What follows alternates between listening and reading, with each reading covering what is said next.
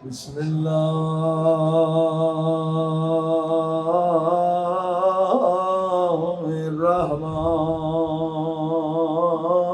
الرحمن الرحيم الحمد لله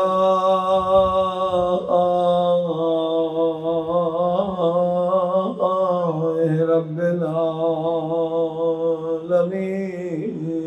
صلوات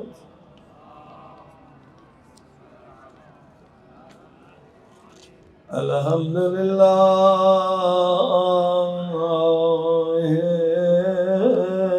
كما هو أهله والصلاة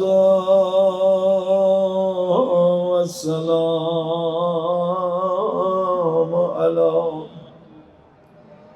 سيد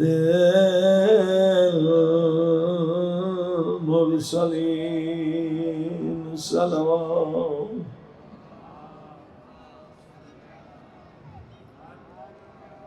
وشفيع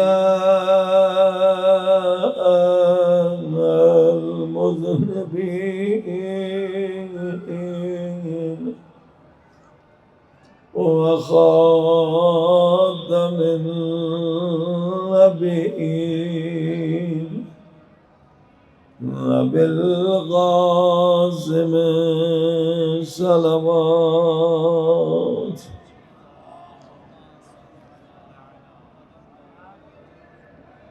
وآله الطيبين الطاهرين المعصومين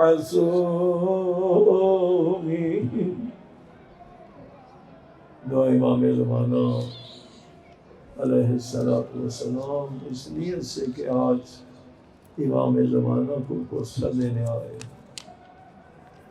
اللہم کل ولیک حجت ابن الحسن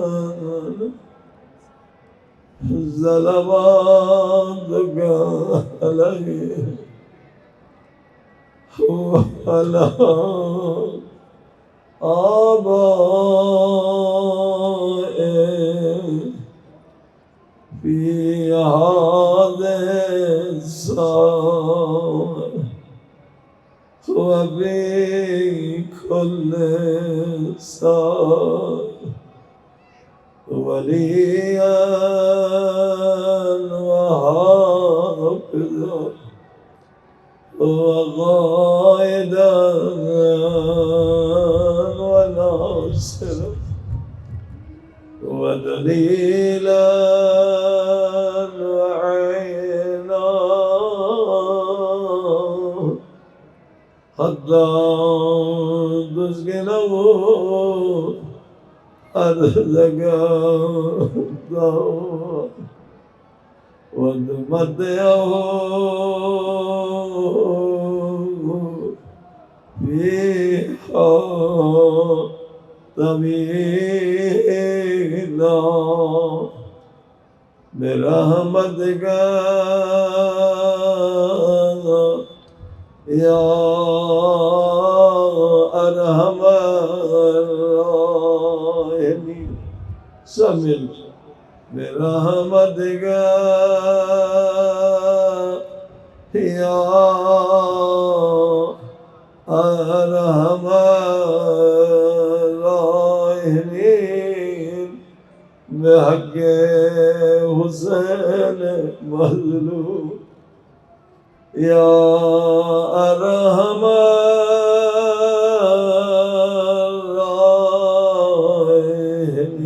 الراحمین بحق حسین مظلوم یا ارحم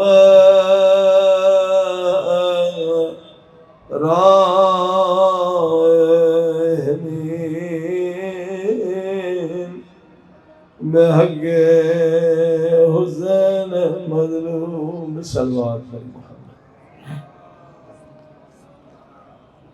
اما بعد وقد قال الله تبارك وتعالى في كتابه المجيد بسم الله الرحمن الرحيم إن شر الدواب عند الله ثم البكم الذين لا يعقلون۔ سورہ انفال کی 22ویں آیت پر آج یہ 10ویں اور آخری عشرے کی حرم پاک حضرت معصومہ سلام اللہ علیہا کے حرم میں یہ آج شام غریبہ کی مجلس۔ عزیزو، اللہ پاک نے ہمیں خبردار کیا ہے، بیدار کیا ہے، ہدایت دی ہے کہ اے لوگوں، سب سے بدترین مخلوق کوئی حیوان نہیں ہے، کوئی خنزیر نہیں ہے، کوئی کتا نہیں ہے، کوئی بھیڑیا نہیں ہے، کوئی درندہ نہیں ہے، کوئی سانپ نہیں ہے۔ کائنات میں سب سے بدترین مخلوق وہ ہے جنہیں میں نے عقل دی ہے مگر عقل کو استعمال نہیں کرتا۔ جب انسان عقل کو استعمال نہ کرے، ہر درندے سے خطرناک تر، ہر بھیڑیے سے خطرناک تر۔ اب دیکھیں، جو درندگی بے عقل انسانوں نے کی ہے، ایک ایٹم بم ہیروشیما پہ پھینکا، لاکھوں لوگ تڑپ تڑپ کے مر گئے۔ ایسی درندگی کسی حیوان نے کی ہے؟ نہیں کی۔ یا اسرائیل جو آج مظلوم فلسطینیوں پہ درندگی کر رہا ہے کہ مسلسل 2 سال زمین بھی ان کی، ملک بھی ان کا، یہ قابض کس طرح سے معصوم بچوں کو مارتے ہیں۔ بھوک پیاس سے جب کوئی انہیں مدد دیتا ہے، کھانا دیتا ہے، پھر ان بیچاروں پہ حملہ کرتے۔ درندگی کی انتہا یہ ہے بدترین مخلوق، جن کے دل میں رحم نہیں ہے، جو عقل سے کام نہیں لیتے۔ صلوات پڑھیں محمد وآل محمد۔ کیونکہ آج اس بحث کو سمیٹنا ہے، مکمل کرنا ہے، تو عقل کے پیارے پاک نبی صلی اللہ علیہ وآلہ وسلم نے بتلایا 10 پلر۔ پہلا پلر کیا ہے؟ بولتے آئیے میرے ساتھ، علم۔ دوسرا پلر کیا ہے؟ علم۔ جتنا علم زیادہ حاصل کریں گے نا، اتنی عقل بڑھے گی۔ حدیث میں جس دن آپ کے علم میں اضافہ نہ ہو تو سمجھو وہ دن عذاب کا ہے۔ کوئی مجلس سنو، کوئی تفسیر سنو، کوئی درس اخلاق سنو، جیسے اگر 24 گھنٹے میں کھانا پانی نہ ملے تو آپ کہیں گے آج تو عذاب میں۔ یہ علم روح کی غذا ہے۔ یہ ساری درندگیاں جہالت کی وجہ سے۔ ہاں، انسان جب جاہل ہوتا ہے ہر برا کام کر گزرتا ہے، تو جس دن علم نہ بڑھے سمجھو کہ اللہ کا عذاب ہے۔ تو علم بڑھے گا تو عقل بڑھے گی، اور علم کے بعد رشد یعنی ہدایت۔ مگر یہاں مراد کیا ہے؟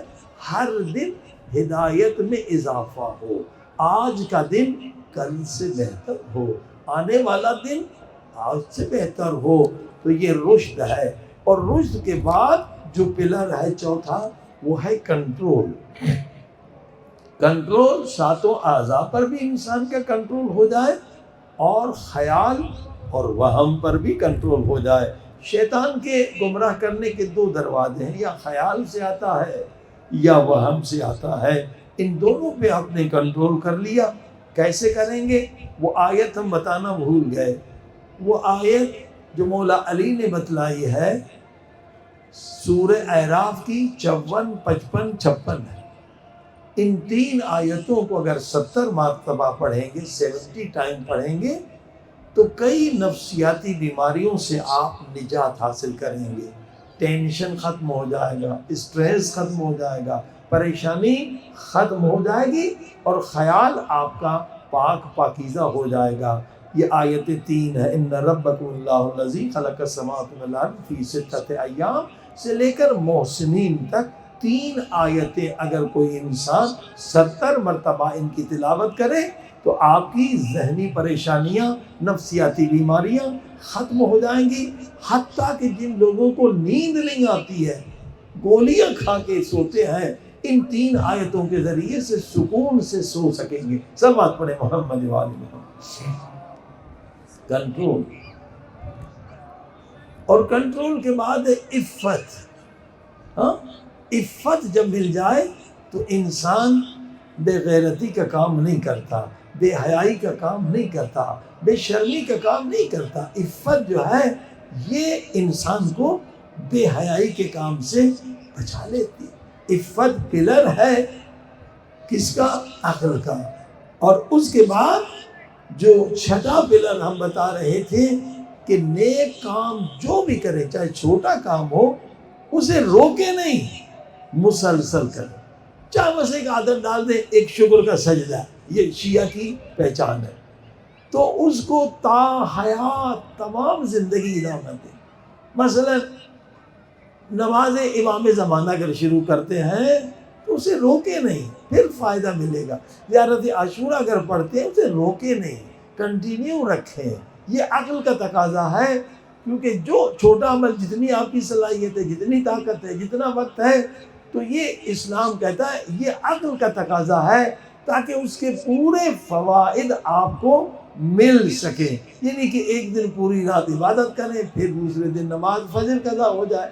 جو بھی نیک عمل شروع کریں اس کو تا حیات دوام دیں، کنٹینیو رکھیں، تو پھر آپ کو کمال ملے گا، آپ کی عقل کو کمال ملے گا۔ سر بات پڑی محمد والی محمد۔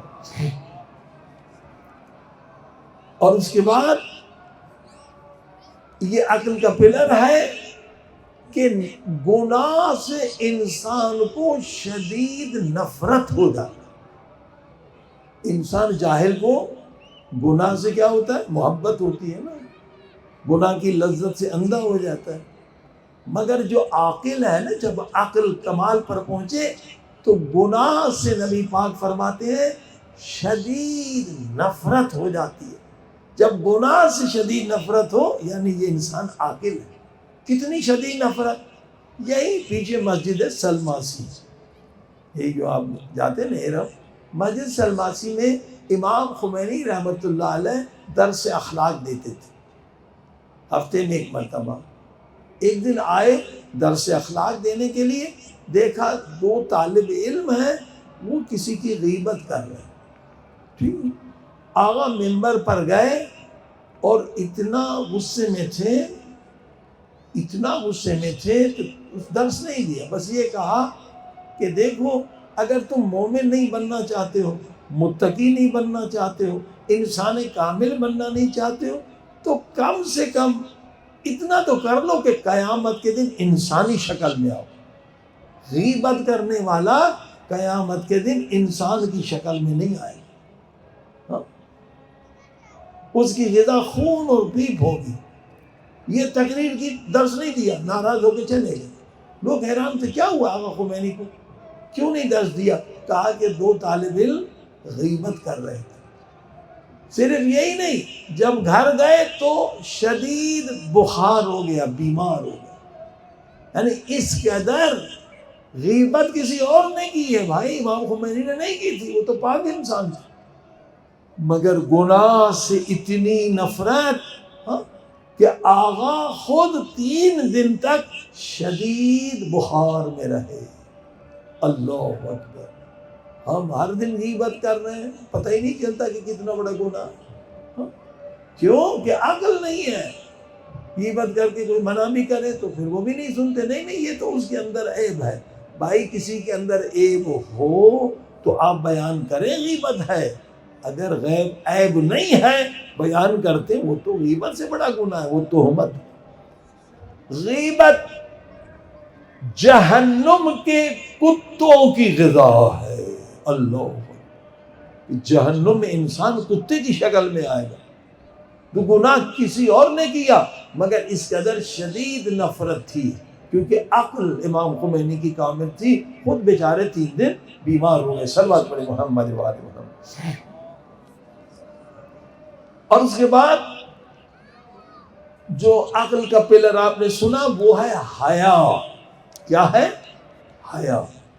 اگر حیا نہیں ہے، لا حیا، مولا علی فرماتے لا ایمان.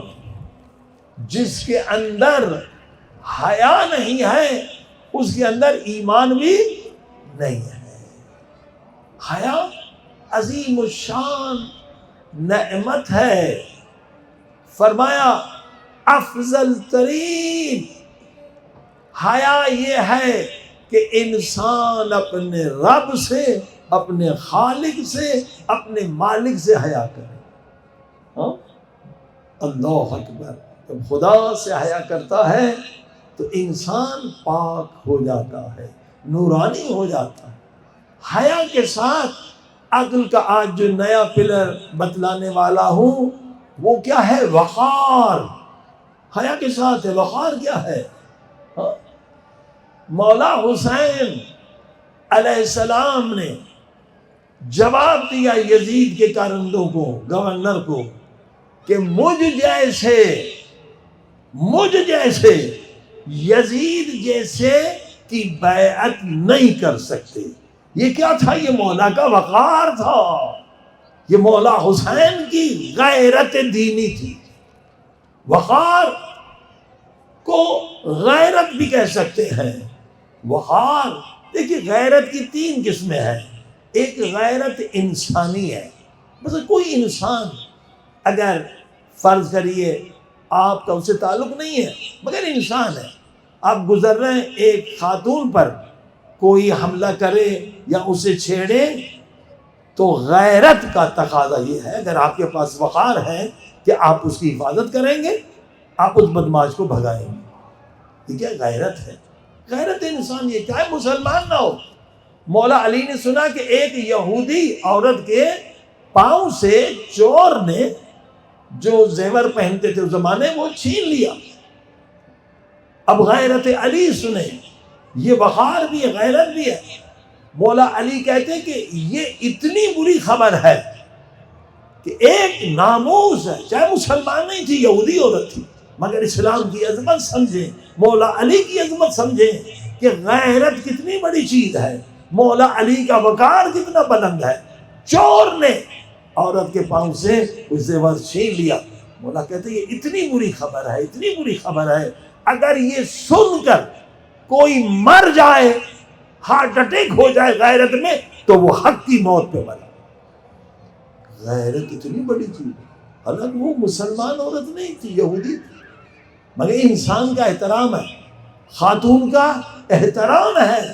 مولا علی کہتے ہیں صدمے سے کوئی مر جائے تو وہ صحیح مرا ہے، حق کی موت مرا ہے. غیرت اتنی بڑی چیز، یہ غیرت انسانی ہے. اور دوسری غیرت کیا ہے؟ کہ اپنے خاندان کی حفاظت. غیرت کی وجہ سے ان کے دین ایمان کی حفاظت ہوتی ہے.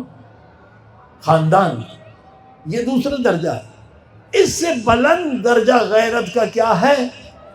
دین کی حفاظت، دین کے لیے غیرت.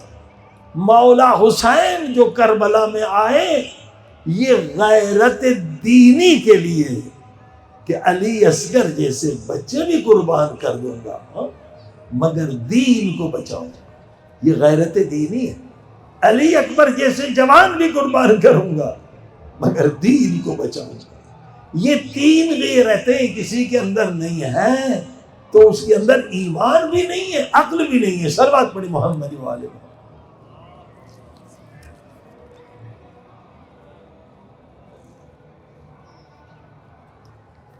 غیرت، جس کے اندر غیرت ہے اسے خدا وقار دیتا ہے، عزت دیتا ہے. العزت للہ وللرسول وللمؤمنین. مولا علی کو پتا چلا کہ کوفے میں مرد عورتیں کے آنے کی جگہ ایک ہے اور گلیاں چھوٹی ہیں، اور اس میں کیا ہوتا ہے، رش ہونے کی وجہ سے کبھی مرد کا کاندھا عورت کے کاندھے سے ٹکرا جاتا. فوراً مولا نے پیغام بھیجا، فرمایا کیا تمہیں حیا نہیں ہے؟ یعنی یہ خواتین سے خطاب کیا، کہ تمہیں حیا نہیں ہے کہ تم وہاں سے گزرتی ہو جہاں خطرہ ہے کہ مرد کے ساتھ تمہارا شانہ ٹکرا جائے. اس کے بعد صاف جملہ کہا، مردوں سے کہا، خدا کی لعنت ہو ان مردوں پر جن کے اندر غیرت نہیں. وہ ایسی جگہ پر کیوں بھیجتے اپنی خواتین کو جہاں خطرہ ہے کہ شانہ ٹکرا جائے. عورت کا مرد کا شانہ ٹکرا جائے بے غیرتی ہے. عزیزو، یہ ہر جگہ پر احتیاط کرنا ہے، ہر جگہ پر، چاہے واجب عمل ہو وہاں پر بھی، چاہے مستحب عمل ہو، کہیں بھی جلسے میں خواتین جائیں احتیاط کریں. مرد حضرات اپنی خواتین کا احتیاط کریں. جب رش ہے تو ٹھہر جائیں، رش کے وقت مت جائیں، ورنہ عورت پر بھی لعنت ہوگی، مرد پر بھی لعنت ہوگی. مولا فرماتے لعنت ہو ایسے مردوں پر جن کے اندر غیرت نہیں ہے. وہ بھیج دیتے خواتین کو جہاں ٹکراتے ہیں مردوں سے جا کے. غیرت اگر نہیں ہے تو ایمان نہیں. ابھی ہمارے معاشرے میں غیرت کو صرف ہم یہ سمجھتے ہیں کہ بھی ہماری بیوی کو نہ دیکھے حرام کی نظر سے، ہماری بہن کو نہ دیکھے، ہماری بیٹی کو نہ دیکھے. لیکن ہم سبھی کو دیکھیں. غیرت یک طرفہ نہیں ہے، غیرت دو طرفہ ہے. ہاں؟ کہ کوئی ہماری خاتون کو بھی نہ دیکھے اور ہم بھی کسی کی خاتون کو حرام سے نہ دیکھیں. مولا علی فرماتے ہیں غیرت مند وہ ہے جو کبھی زنا نہیں کرتا. جو زنا کرے وہ بے غیرت ہے. کیوں؟ اللہ کا نظام ایسا ہے، اگر آپ کسی کی بہن ماں کو حرام سے دیکھیں گے تو کیا ہوگا؟ آپ کی بہن ماں بھی محفوظ نہیں رہے گی. حضرت حمزہ سے پوچھا گیا کہ اسلام تو بعد میں آیا، پہلے بھی آپ کسی خاتون کو حرام کی نظر سے نہیں دیکھتے، وجہ کیا؟ نظریں نیچے جھکاتے. اور میں پہلے بھی مسلمان تھا اور خدا کو عادل سمجھتا تھا. یہ نگاہیں کنٹرول جو میں کرتا تھا غیرت کی وجہ سے. اگر میں نے کسی کی بہن ماں کو دیکھا تو پھر کوئی میری بہن ماں کو بھی دیکھے گا. لہذا آپ دیکھیے قرآن کریم میں غیرت حضرت یوسف کا ذکر ہے. غیرت حضرت یوسف کا کہ حضرت یوسف کہتے ہیں کہ وہ خواتین زلیخا جو نے گناہ کی طرف توجہ کر کھینچ رہی تھی، اس وقت حضرت یوسف کو جیل جانا پڑا. اور حضرت یوسف نے جیل میں جا کر کہا یہ جیل میرے لیے اچھا ہے کیونکہ یہاں غیرت، ایمان، میرا دین محفوظ ہے. وہ محل، وہ آرائش، وہ لگژری لائف، وہ اچھے کھانے وہ مجھے پسند نہیں ہے کیونکہ وہاں میری غیرت کو خطرہ ہے. یعنی غیرت دو طرفہ ہے، وہ گناہ کی طرف انہیں کھینچ لیجیے. اسی طرح سے غیرت امام حسن کا واقعہ ہے.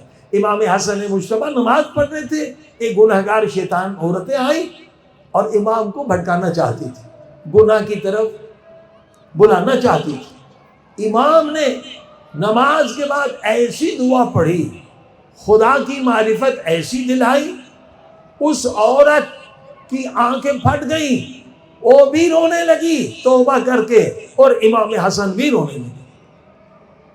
یہ امامت کی طاقت ہے. وہ آئی تھی امام کو گمراہ کرنے، جیسے امام موسیٰ کاظم کو جیل میں ہارون رشید نے ایک فاحشہ عورت کو بھیجا تھا، وہ عابدہ بن گئی. اسی طرح سے امام حسن مجتبیٰ کی غیرت ہے، وہ گناہ کی طرف بلانا چاہتی تھی. امام نے ایسی دعا پڑھی کہ وہ عورت بھی دھاڑے مار کے رونے لگی. امام اتنے میں امام حسین آ گئے. امام حسین نے پوچھا بھیا کیا ہوا؟ کہا یہ عورت مجھے بھٹکانے آئی تھی، میں نے دعا پڑھی، اسے ہدایت ملی. مولا حسین نے بھی وہ دعا سنی، امام حسین بھی رونے لگے، امام حسن بھی رونے لگے، اور ایک گنہگار عورت پاک پاکیزہ ہو کے گئی، توبہ کر کے گئی. صلوات پڑھیں محمد والے. غیرت حضرت ابراہیم. حضرت ابراہیم جب اپنی بیوی سارہ کو محمل میں بٹھاتے تھے، اس طرح سے بٹھاتے تھے کہ نامحرم کی نظر نہ پڑے. ایک دن حضرت ابراہیم نے دیکھا کہ ان کے گھر میں ایک جوان صحن میں کھڑا ہے. حضرت ابراہیم جلال میں آ گئے. اے جوان تو کون ہے؟ بغیر اجازت کے میرے گھر میں کیوں آیا ہے؟ نوجوان نے مسکرا کر کہا ابراہیم غصہ نہ کرے، میں ملک الموت ہوں، کسی کی اجازت کے بغیر ہی آتا ہوں. صلوات پڑھ دے محمد وآل محمد.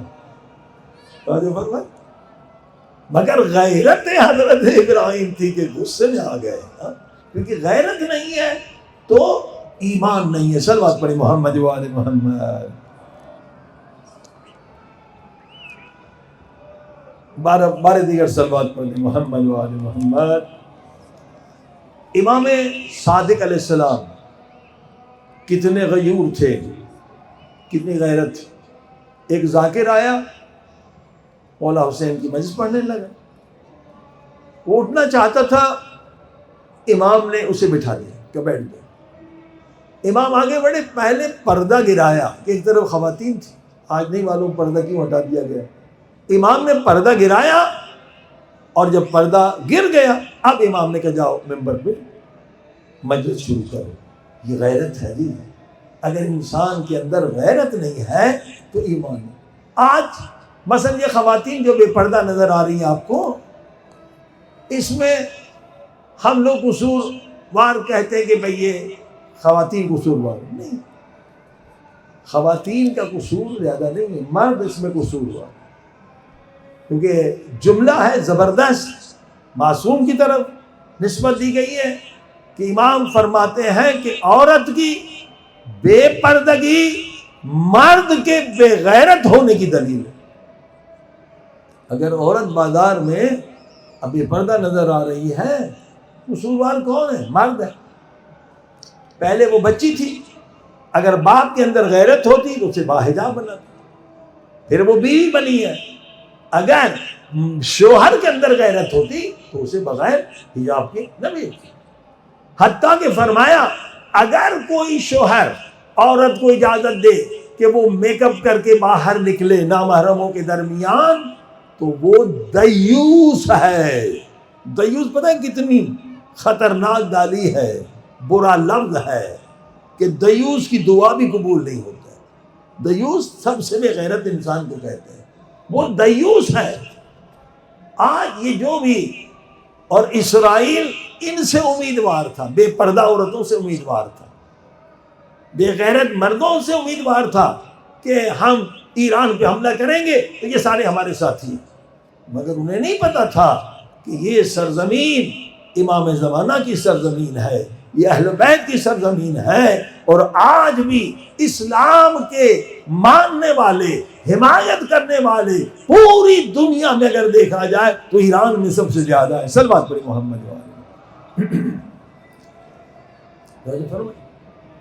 تو یہ اسرائیل ان سے امیدوار ہے.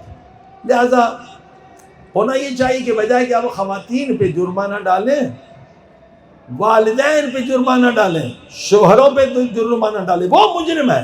اگر ایک عورت بے حجاب آتی ہے تو مجرم کون ہے؟ اس کا باپ ہے. اگر شادی شدہ ہے تو کون ہے؟ اس کا شوہر ہے. پھر مولا علی فرماتے ہیں کہ خبردار خواتین، نازک لباس نہ پہنے، لباس حیا ہونا چاہیے. ایک لباس شیطانی ہے اور ایک لباس حیا ہے. لباس حیا کیا ہے؟ فرمایا لباس حیا وہ ہے کہ پتلا نہ ہو کہ عورت کا بدن نظر آئے، اور تنگ بھی نہ ہو تو اس کے اعضاء بدن کے نظر آئے. فرمایا خدا کی لعنت ہے ان خواتین پر اور ان کے شوہروں پر، اگر وہ ہے وہ شادی شدہ، یا ان کے ماں باپ پر، جو ایسا لباس پہن کر سڑکوں پر آتی ہیں جو بے حیائی کا لباس ہے، بے غیرتی کا لباس. اب جو پروپیگنڈا بیس کرتا ہے وہ کہتا ہے جی آزادی ہے، دین میں کوئی زبردستی تھوڑی ہے، یہ لڑکی اس کی مرضی ہے حجاب پہنے یا نہیں پہنے. عزیز اس کا جواب بھی سن لے. یہاں آزادی کی حد ہوتی ہے. یورپ میں بھی اگر آپ جو آزادی کا نعرہ لگاتے ہیں وہاں بھی قوانین ہے، اگر 12 بجے کے بعد آپ جو ہے بلند آواز سے ریڈیو ٹی وی بھی چلائیں تو آپ کا جرمانہ ہو جاتا ہے. تو آزادی کہاں گئی؟ قوانین ہوتے ہیں. محلے والوں کو اگر آپ تنگ کر رہے ہیں جرمانہ لگ جاتا ہے. تو آزادی یہ نہیں ہے. مثال دیتا ہوں کہ مثلا ہم کشتی میں جا رہے ہیں، سب لوگ کشتی میں بیٹھے ہیں، آپ بھی بیٹھے ہیں، آپ نے بھی ٹکٹ لیا ہے، میں نے بھی ٹکٹ لیا ہے، جا رہے ہیں ایک منزل کی طرف. اگر آپ یا میں خنجر اٹھا کر کشتی میں سوراخ کرنا شروع کروں تو آپ کیا مجھے اجازت دیں گے کہ مولانا کیا کہہ رہے ہیں، سب کو ڈبونا ہے، سب کو غرق کرنا ہے؟ میں نے کہا میں اپنی کرسی پہ کر رہا ہوں، میں آزاد ہوں، آپ کی کرسی پہ تو نہیں کر رہا. کہ مولانا کرسی کی بات نہیں ہے، کشتی میں سوراخ ہوا سب ڈوب کے مر جائیں گے. کوئی عقل مند اجازت نہیں دے گا کہ مجھے آزاد چھوڑ دے اور میں کشتی میں سوراخ کر کے سب کو غرق کر دوں. عزیزوں، جو معاشرہ ہے، جو یہ شہر ہے یا گاؤں ہے، ہم ایک کشتی کی طرح ہے. ایک کشتی کی طرح ہے. لہذا اگر ہم ایک خاتون کو اجازت دیں وہ بے پردہ بازار میں جائے تو کتنے جوانوں کے دین و ایمان کو خطرہ ہوگا. اور یہ جو غرب زدہ ویسٹرنائز خواتین ہیں، وہ ذرا رپورٹس پڑھیں. یہ امریکہ کے پولیس کی رپورٹ ہے کہ امریکہ، جو لوگ بیچارے نہیں سمجھتے امریکہ، پتہ نہیں سمجھتے وہاں جنت ہے، وہ جہنم ہے. یہ امریکہ کی پولیس کی رپورٹ ہے کہ پورے امریکہ میں ہر 3 منٹ میں ایک خاتون پہ حملہ ہوتا ہے، اس کی عزت لوٹی جاتی ہے، اسے زخمی کیا جاتا ہے، اور کئی وہ خواتین سائیکالوجی بیماریوں میں مبتلا ہو جاتی ہیں.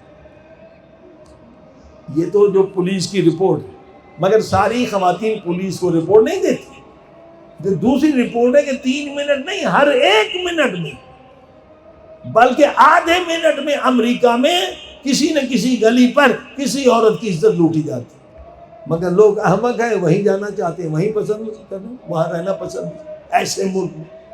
اور دوسری رپورٹ یہ ہے کہ فرض کریے امریکہ میں اگر 4 عورتیں ہیں، یعنی پرسنٹیج سمجھانے کے لیے، یعنی 4 لاکھ کہیے یا 400 کہیے، اگر 4 لاکھ عورتیں ہیں تو ان میں سے آدھی عورتوں پر یہ حملہ ہو چکا ہے یا ہونے والا ہے. یعنی 50% خواتین وہاں محفوظ نہیں ہے. یہ بے حجابی کا نتیجہ ہے. لہذا اگر غیرت مرد کے اندر ہے تو خواتین باحجاب رہے گی. صلوات پڑھی محمد و آل محمد. ایک اور اعتراض کا سوال کہ جناب یہ مردوں کو تو حجاب کا حکم نہیں ہے، خواتین کو حجاب کریں. مرد حضرات تو حجاب نہیں کرتے. عزیزان گرامی، حجاب عظمت کا نام ہے. آپ دیکھیے کعبۃ اللہ کو اللہ نے حجاب میں رکھا ہے. کیوں رکھا ہے؟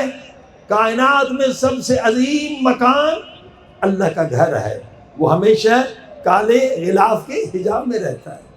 تو اسی طرح سے آپ دیکھیے جو سڑکوں پہ آپ کو معمولی پتھر نظر آ جائیں گے، وہ حجاب میں نہیں ہوتے، وہ خوبصورت بکسے میں نہیں ہوتے، وہ محفوظ نہیں ہوتے، وہ لوگوں کی ٹھوکروں میں آتے رہتے ہیں کیونکہ معمولی پتھر ہوتے ہیں. مگر کبھی آپ نے ڈائمنڈ کو دیکھا ہے کہ بغیر حجاب کے ہو؟ قیمتی پتھر جوہری کے پاس خوبصورت بڈے میں اور تجوڑی میں یا مضبوط شیشوں میں رکھا جاتا ہے. یعنی حجاب میں وہ چیز رکھی جاتی ہے جو قیمتی ہوتی ہے، جس کی ارزش ہوتی ہے، جس کی عظمت ہوتی ہے. تو اللہ پاک نے خواتین کو اتنی عظمت دی ہے جتنی کعبۃ اللہ کو عظمت دی. کہ خواتین حجاب میں رہے. حجاب خواتین کی حفاظت ہے. اب دیکھ رہے امریکہ میں یہ کیوں ہو رہا ہے؟ اس لیے ہو رہا ہے کہ جناب وہاں حجاب نہیں. ایک پروگرام ہم لندن میں تھے، دیکھا تھا، یہ بڑے بڑے ماہر نفسیات جمع ہوئے تھے کہ بھائی جو ریپ ہے، یعنی خواتین کی جو عزت لوٹی جاتی ہے، اس کو کیسے ختم کیا جائے. ہم نے خواتین کو جوڈو کراٹے سکھایا، پھر بھی یہ گناہ بڑھتا گیا. پھر ہم نے کہا کہ عورتوں کے پاس ایک دوائی ہونی چاہیے، وہ ہمارے حملہ کرے تو یہ اس کو دبا دے تو مرد بے ہوش ہو جائے، وہ بھی خواتین کو دیا. مگر یہ گناہ اور بڑھتا جا رہا ہے. ان نادانوں کو، بے عقلوں کو یہ پتہ نہیں تھا کہ جو عورت آدھی ننگی جائے گی تو پھر اس پہ حملہ ہی تو ہونا ہے. جب 1000 مرد دیکھیں گے اور شیطانی شہوات بلند ہوں گے تو ان کی عزت کو خطرہ ہے. ارے تم حجاب کو لے آؤ، خود بخود عورتیں محفوظ ہو جائیں گی. صلوات پڑھ دے محمد و آل محمد.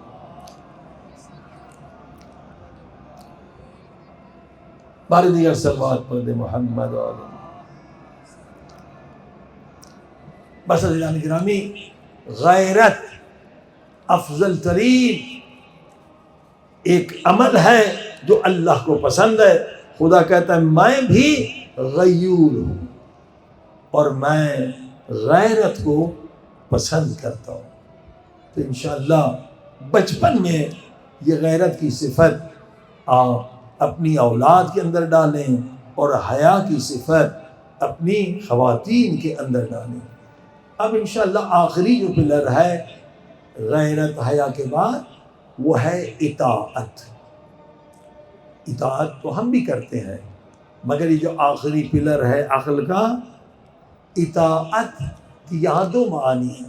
خدا فرماتا ہے میرے بندے تو اس طرح سے میری اطاعت کر کہ پھر میں تجھے یہ کرامت عطا کروں گا. یعنی 100% اگر تو میری اطاعت کرے گا تو پھر مخلوق خدا تیری اطاعت کریں گے. یعنی یہ وہ اطاعت ہے کہ جو عقل کامل پہنچتی ہے نا، کامل ہوتی ہے، 10 درجے 10 پلر بن جاتے ہیں. تو وہ اطاعت کیا معنی؟ وہ اس قدر خدا کی اطاعت کرتے ہیں تو مخلوق خدا ان کی اطاعت کرتے ہیں. کہتے امام خمینی رحمۃ اللہ علیہ جب طالب علم تھے، یعنی مرجعیت اتنی مشہور نہیں تھی، بس میں جا رہے تھے مشہد مقدس امام رضا علیہ السلام کی زیارت کی. نماز کا ٹائم ہو گیا. فضیلت کے وقت پہ نماز پڑھنے کی بڑی تاکید ہے. یہ ایک ہی عمل اگر مسلسل کیا جائے تو ہماری دعا رد نہیں ہوتی.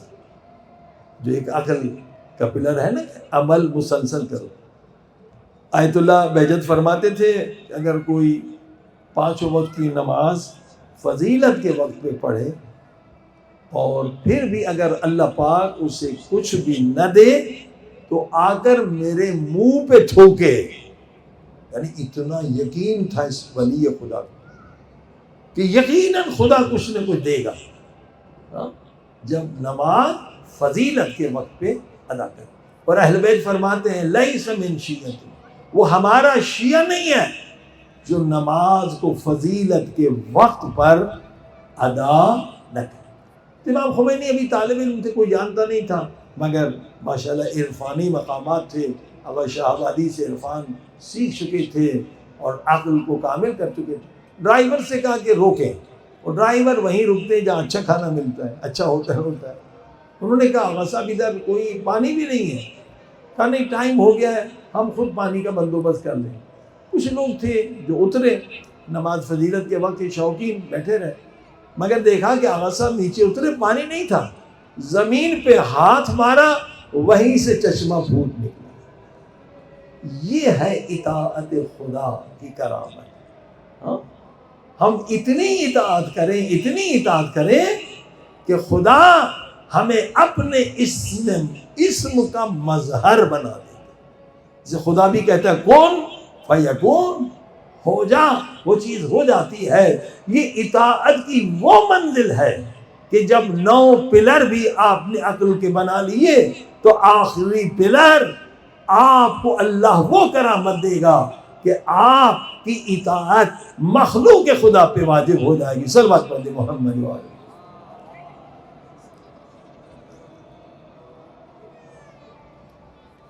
عزیزان گرامی، دعا کریں اللہ پاک ہم سب کو توفیق عطا فرمائے. یہ 10 پلر اگر مکمل ہو جائیں تو اب کیا منزل ہے؟ لقاء اللہ کی منزل ہے. اب لقاء اللہ میں کوئی معنی نہیں ہے، رکاوٹ نہیں ہے. قرآن نے جو درجے بنائے ہیں کہ ایک ہے ملکوت السماوات والارض، ایک ہے مقام یقین، ایک ہے علم لدنی۔ ان تینوں مقامات سے جو بلند مقام ہے وہ کیا ہے؟ لقاء اللہ، اللہ سے ملاقات۔ اب یہ انسان عقل کامل ہو جائے تو فقط عاشق خدا بنتا ہے، فقط عاشق خدا بنتا ہے۔ دیکھیے ہم کہتے تو ہیں لا الہ الا اللہ، لیکن جب تک ہمیں مقام لقاء اللہ نہ ملے تب تک لا الہ الا اللہ کی لذت ہمیں نہیں ملتی، لذت نہیں ملتی۔ امام زین العابدین علیہ السلام فرماتے ہیں کہ جو مزہ، جو لذت اللہ نے نماز میں رکھی ہے، دعا میں رکھی ہے، کائنات کی کسی چیز میں نہیں رکھی، مگر یہ لذت گنہگار پہ حرام۔ لذت عبادت واقعاً سب سے عظیم تر ہے، مگر کن کو ملتی ہے؟ جو 10 پلر عقل کے مکمل کرنے کے بعد عقل جن کی کامل ہو، اب فانی چیزوں کی محبت ان کے دل میں نہیں آتی، گناہ سے وہ نفرت کرتے ہیں، دولت کی محبت ذرہ برابر نہیں ہوتی۔ اب ان کی پہچان بھی سنیے، یہ جو عقل کامل ہو جائے، مقام لقاء اللہ کی پہچان امام جعفر صادق علیہ السلام نے بتائی، صلوات علی محمد۔ عقل کامل کی بھی یہ پہچان ہے، مقام لقاء اللہ کی بھی پہچان ہے، امام زمانہ کی اگر زیارت کرنا چاہتے ہیں اس کی بھی پہچان ہے۔ امام جعفر صادق علیہ السلام فرماتے ہیں کہ دنیا میں ایسے مومن بھی ہیں کہ اگر پوری دنیا کی حکومت ان کی ہو، پوری دنیا کی دولت، سونا چاندی سب ان کا ہو، لیکن صبح کو اٹھے تو سب کچھ چھن گیا، دولت بھی چھن گئی، پیسہ بھی چھن گیا، بالکل فقیر ہو گئے۔ فرمایا مگر ان کی معرفت یہ ہے، ان کی عقل اتنی کامل ہے کہ انہیں ذرہ برابر غم نہیں ہوگا، بس یہ سمجھیں گے کہ مچھر کا ایک پر تھا ہمارے کاندھے پر، وہ گر گیا۔ صلوات پڑھ دے محمد والے۔ دیکھیے یہ ہے مقام لقاء اللہ۔ اب امام نے دوسرا جملہ کیا فرمایا؟ یہ تو تعارف کرایا نا عقل کامل والے انسانوں کا، حقیقی مومنوں کا۔ امام فرماتے ہیں ایسے مومنوں سے ملنے کا میں عاشق ہوں۔ ہم عاشق ہیں نا امام زمانہ کی زیارت، لیکن اگر ہماری عقل کامل ہو جائے، ہمارا $1000 گم ہو جائے تو نیند نہیں آتی۔ وہ پوری کائنات کا مالک ہے، پوری کائنات کی دولت ہے، کہ مچھر کا پر تھا۔ اکثر جو سائیکولوجیکلی بیماریوں میں لوگ مبتلا ہوتے ہیں دولت کے چھننے کی وجہ سے، لاس ہونے کی وجہ سے، جہاز ڈوب گیا، فلاں ہو گیا، پھر وہ ہارٹ اٹیک ہو جاتا ہے۔ مگر مومن جو ہے پوری کائنات کی حکومت اور دولت کو مچھر کے پر کے برابر نہیں سمجھتا، مگر یہ ہمیں سمجھ میں نہیں آتا کہ ہماری عقل ناقص ہے۔ عزیزو اگر آپ پوری دنیا کے بادشاہ ہیں، پوری دنیا کی دولت آپ کی ہے، قبر میں جب آپ جائیں گے تو کیا آپ کو کام آئے گی؟ مچھر کے پر کے برابر ہے۔ لیکن اللہ کی راہ میں جو خرچ کیا ہے وہ کام آئے گا، نماز تہجد پڑھی ہے وہ کام آئے گا، معصومہ کی زیارت کی ہے وہ کام آئے گا، یتیم کو پالا ہے وہ کام آئے گا، کسی کو ہدایت دی ہے وہ کام آئے گا۔ پوری دنیا کی دولت مچھر کے پر کے برابر ہے قبر میں۔ لہذا یہ عقل کامل کی نشانی ہے کہ وہ دولت کا عاشق نہیں ہے، وہ صرف خدا کا عاشق بنتا ہے۔ صلوات پڑھی محمد و آل محمد۔ ٹھیک ہے، اب لقاء اللہ، یعنی عقل تو کامل ہو گئی، لیکن کچھ اعمال انسان کو کرنے ہیں تاکہ لقاء اللہ، اللہ کے اسماء کی تجلی ہو۔ فرمایا اس میں جو اہم چیز ہے مراقبہ، محاسبہ، یہ 2 اہم چیز ہے لقاء اللہ کو حاصل کرنے کے لیے۔ اور اس سے پہلے عزم، یعنی ارادہ انسان کا مضبوط ہو۔ اسی لیے نماز تہجد کی فضیلت زیادہ ہے، کیونکہ سو کے اٹھنا ہے، یہ نہیں کہ پوری رات جاگیں، بستر کو چھوڑنا ہے، گرمی سردی کا خیال رکھنا ہے، اس کا خیال نہیں رکھنا، اللہ سے ملاقات کرنی ہے۔ تو عزم یعنی مضبوط ارادہ۔ البتہ یہاں پر علماء نے بحث کی ہے، عزم ارادے میں فرق بھی ہے، لیکن بہرحال آسانی کے لیے سمجھانے کے لیے عزم، مضبوط ارادہ ہوگا تو انسان یہ سفر کرنے میں کامیاب ہوگا۔ اور عزم کے بعد کیا ہے؟ اچھا، عزم کو یا ارادے کو مضبوط کیسے بنائیں؟ حضرت آیت اللہ بہجت سے ہم نے پوچھا تھا نماز فجر کے بعد، یہی مسجد میں، مسجد فاطمہ سلام اللہ علیہ، تو ہم نے کہا صاحب ارادے کو کیسے مضبوط کریں؟ فرمایا نماز فجر کے بعد یہ ذکر 100 مرتبہ کرے تو ارادہ مضبوط ہوتا ہے۔ بسم اللہ الرحمن الرحیم، لا حول ولا قوت الا باللہ العلی العظیم۔ البتہ ہر نماز کے بعد بھی کہیں تو اور اچھا، اس سے ارادے میں مضبوطی آتی ہے، کیونکہ اصل تو پہلے ارادہ ہے نا، انسان کا ارادہ مضبوط ہوگا تو انسان آگے خدا کی ملاقات یعنی اسماء خدا کی تجلیوں کو حاصل کرے گا، جو سب سے بلند ترین مقام ہے۔ اور اگر اس کو سمجھنا ہے تو آپ مناجات شعبانیہ کی شرح پڑھ لیں۔ مناجات شعبانیہ وہ دعا ہے جو ہر معصوم نے پڑھی ہے۔ دعا کمیل مولا علی نے پڑھی ہے، دعا ابی حمزہ صومالی امام زین العابدین کی دعا ہے، ٹھیک ہے، مگر ایک ایسی دعا ہے جو ہر معصوم نے پڑھی ہے، مگر افسوس کہ ہم میں سے بادشاہوں نے ابھی تک نہیں پڑھی، اتنی اہم ہے۔ وہ کیا ہے؟ وہ ہے مناجات شعبانیہ۔ اس میں ساری بحث لقاء اللہ کی ہے، اس میں ساری بحث اسماء خدا کی تجلیوں کی ہے، اس میں ساری بحث روحانی مقامات کی ہے، اور اس میں جو شرائط ہے وہ بھی بتائے۔ الہی حبلی کمال انقطاع الیک، یہ شرط ہے اللہ کے اسماء کی تجلیوں کی۔ اے خدا پوری کائنات سے کٹ کر فقط میں تیرا ہو جاؤ، پوری کائنات سے کٹ کر، معصوم بتا، یعنی کائنات میں کسی میں امید نہ رکھیں کہ یہ بادشاہ ہے، وزیر ہے، امیر ہے، یہ میری مدد کرے گا، یہ شرک ہے۔ صرف خدا میں مدد کی امید، اور خدا کے محبوبوں میں، انبیاء اولیاء میں، کسی عام انسان میں کوئی امید نہ رکھیں۔ شرک افعالی، شرک صفاتی، یہ دو بڑی بحثیں ہیں۔ اس سے انسان جب پاک ہو جاتا ہے تو مقام انقطاع یعنی پوری دنیا سے کٹ کر میں فقط تیرا ہو جاؤں، یہ منزل عشق ہے عزیز۔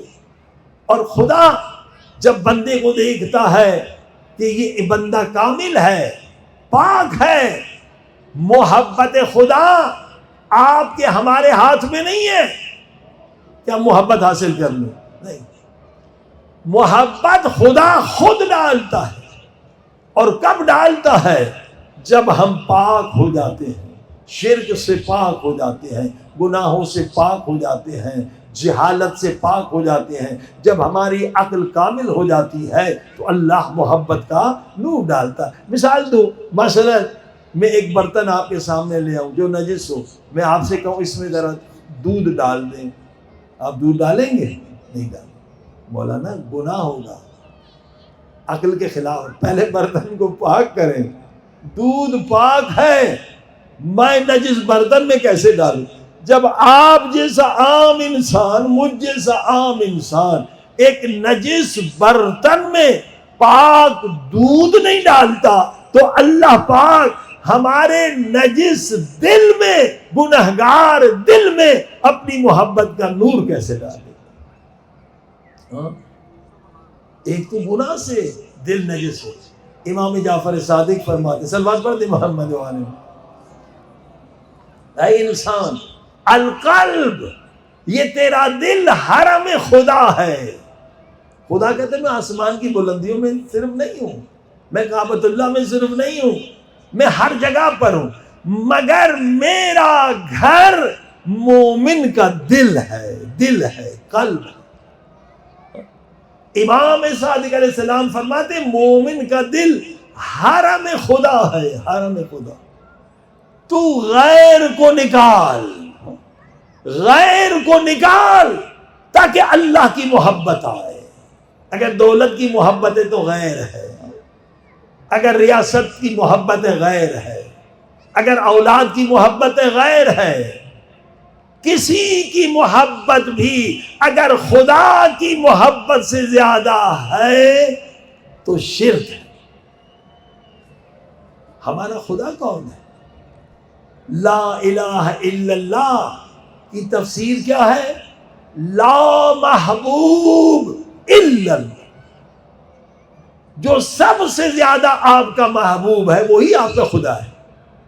اگر آپ اپنے بیٹے سے خدا سے زیادہ محبت کرتے ہیں آپ مشرک ہیں، آپ کا بیٹا خدا ہے۔ اور ایسا ہی ہوتا ہے، جب بیٹا مر جاتا ہے لوگ خدا کو گالیاں دینا لگتے ہیں، معرفت ہی نہیں ہے، جاہل ہے بیچارے۔ اگر بیوی سے محبت زیادہ ہے، خدا سے کم ہے، تو آپ کا خدا کون ہے؟ بیوی ہے۔ اگر دولت سے محبت زیادہ ہے، اللہ کی راہ میں خمس نہیں دے رہے ہیں، زکات نہیں دے رہے ہیں، تو یعنی دولت سے محبت زیادہ ہے۔ آپ کا خدا جو ہے وہ پیسہ ہے۔ زبان سے کہتے ہیں لا الہ الا اللہ۔ لا الہ الا اللہ کا مقصد یہ ہے لا محبوب الا اللہ، اللہ کے سوا کوئی اور میرا محبوب نہ ہو۔ اور یہ کربلا والوں نے سمجھایا ہے کہ علی اصغر بھی اللہ کی راہ میں قربان، علی اکبر بھی اللہ کی راہ میں قربان، عباس بھی اللہ کی راہ میں قربان۔ یعنی مولا حسین نے کربلا میں آ کر اپنے عمل سے بتلایا لا محبوب الا اللہ۔ فرمایا غیر کو قلب سے نکال، غیر اللہ کو نکال۔ اب مولا علی کے جملہ سنیں، کیسے اللہ کی تجلیاں ملیں گی۔ فرمایا مومن جو لقاء اللہ چاہتا ہے، مومن جو اللہ کے اسما کی تجلیاں چاہتا ہے، اس کا تعلق خدا سے ایسے رہتا ہے جیسے سورج کی شعاع سورج کے ساتھ ہمیشہ رہتی ہے، وہ بھی ہمیشہ اللہ کے ذکر کے ذریعے سے خدا سے ملا رہتا ہے، خدا سے جڑا رہتا ہے، خدا سے ایک لمحے کے لیے جدا نہیں ہے۔ صلوات پر محمد۔ فارسی زبان کا بڑا پیارا شعر ہے، اے خدا نزار کے من فنا بشم، اے خدا اگر تیری محبت کے بغیر میں قبر میں گیا میں فنا ہو جاؤں گا۔ قبر کی وحشت میں کیسے گزاروں گا؟ ایک دن ہی 10 لاکھ سال کا سفر ہے۔ اے میرے اللہ، اے میرے اللہ، قبر کے اندھیرے میں کیا کروں گا؟ 10 لاکھ سال کا سفر کیسے گزاروں گا؟ اگر تیری محبت کا نور میں لے کر نہیں گیا، اتنی تو نے نعمتیں دی، اتنی ہدایتیں دی، اتنی مجلسیں دی، سب کچھ دیا، مولا حسین جیسا امام دیا، 12 امام دیے، پھر بھی اگر تیری محبت کو میں حاصل نہ کر سکا تو میری زندگی فنا ہو گئی، میری زندگی برباد ہو گئی۔ اے خدا نزار یعنی مجھے نہ چھوڑ، تنہا نہ چھوڑ، نزار کے من فنا بشم، نزار کے از تو جدا بشم، یعنی جب ہم خدا سے جدا ہوتے ہیں تو فنا ہوتے ہیں۔ فنا ہے یہ انسان کے لیے، بربادی ہے انسان کے لیے۔ انسان 60-70 سال کی زندگی میں اللہ کی محبت کا نور حاصل نہ کرے۔ عزیزوں، یہ ساری جو نعمتیں ہیں خدا اس لیے دیتا ہے کہ ہم خدا سے محبت کریں۔ خدا نے اولاد دیا، ہم اولاد کے تو عاشق بن گئے مگر اولاد دینے والے کو بھول گئے۔ اللہ نے علم دیا، ہم علم کے تو عاشق بن گئے مگر خدا کو بھول گئے۔ اللہ نے دولت دی، دولت کے تو ہم عاشق بن گئے مگر خدا کو بھول گئے۔ یہ ساری نعمتیں وسیلہ ہے کہ ہم خدا کے عاشق بنے، مگر وہی وسیلہ بت بن جا رہا ہے، بت بن جا رہا ہے۔ اللہ نے بیوی دی، بیوی سے تو محبت ہے مگر جس خدا نے بیوی دی ہے اس سے کوئی محبت نہیں۔ بیوی سے محبت کیوں ہوتی ہے؟ جسمانی لذت ملتی ہے، یہ بھول جاتے کہ یہ لذت کس نے دی ہے۔ اگر لذت نہ ہوتی تو ہم نکاح کے قابل نہیں رہتے۔ کوئی اچھا کھانا کھلا دے اس سے محبت ہو جاتی ہے، مگر یہ نہیں سوچتے اگر زبان میں لذت نہ ہوتی تو اچھا کھانا میں کس کام کے آتا۔ جس سے محبت کریں۔ اب بتائیے اگر آپ کے دونوں کڈنیز فیل ہو جائیں، ڈاکٹر کے بس موت کا انتظار کر، مگر کوئی ایسا تیرا محب ہو جو تجھے ایک کڈنی دے دے تو تیری زندگی بچ جائے گی۔ اگر کوئی مومن مرد مجاہد آپ کو ایک گردہ دے دے، آپ بتائیے اس سے محبت کریں گے یا نہیں کریں گے؟ یہ میرا محسن ہے، اگر یہ مجھے گردہ نہ دیتا میں مر جاتا۔ ارے جو ایک گردہ دے اس سے تو محبت کرتا ہے، مگر جس اللہ نے 2 گردے دیے، 2 آنکھیں دی، 2 ہاتھ دیے، 2 پاؤں دیے، علم دیا، اہل بیت جیسے امام دیے، اس خدا سے محبت نہیں کرتا۔ یہ کیا غفلت ہے، یہ نادانی ہے، یہ جہالت ہے، یہ بے وفائی ہے۔ لہذا انسان کی جب عقل کامل ہوتی ہے تو انسان کہتا ہے لا محبوب، کائنات میں میرا کوئی محبوب نہیں ہے، سب سے بڑا محبوب الا اللہ، خدا ہے، اور خدا کے محبوب میرے محبوب ہیں، یعنی اہل بیت۔ صلوات پڑھیں محمد۔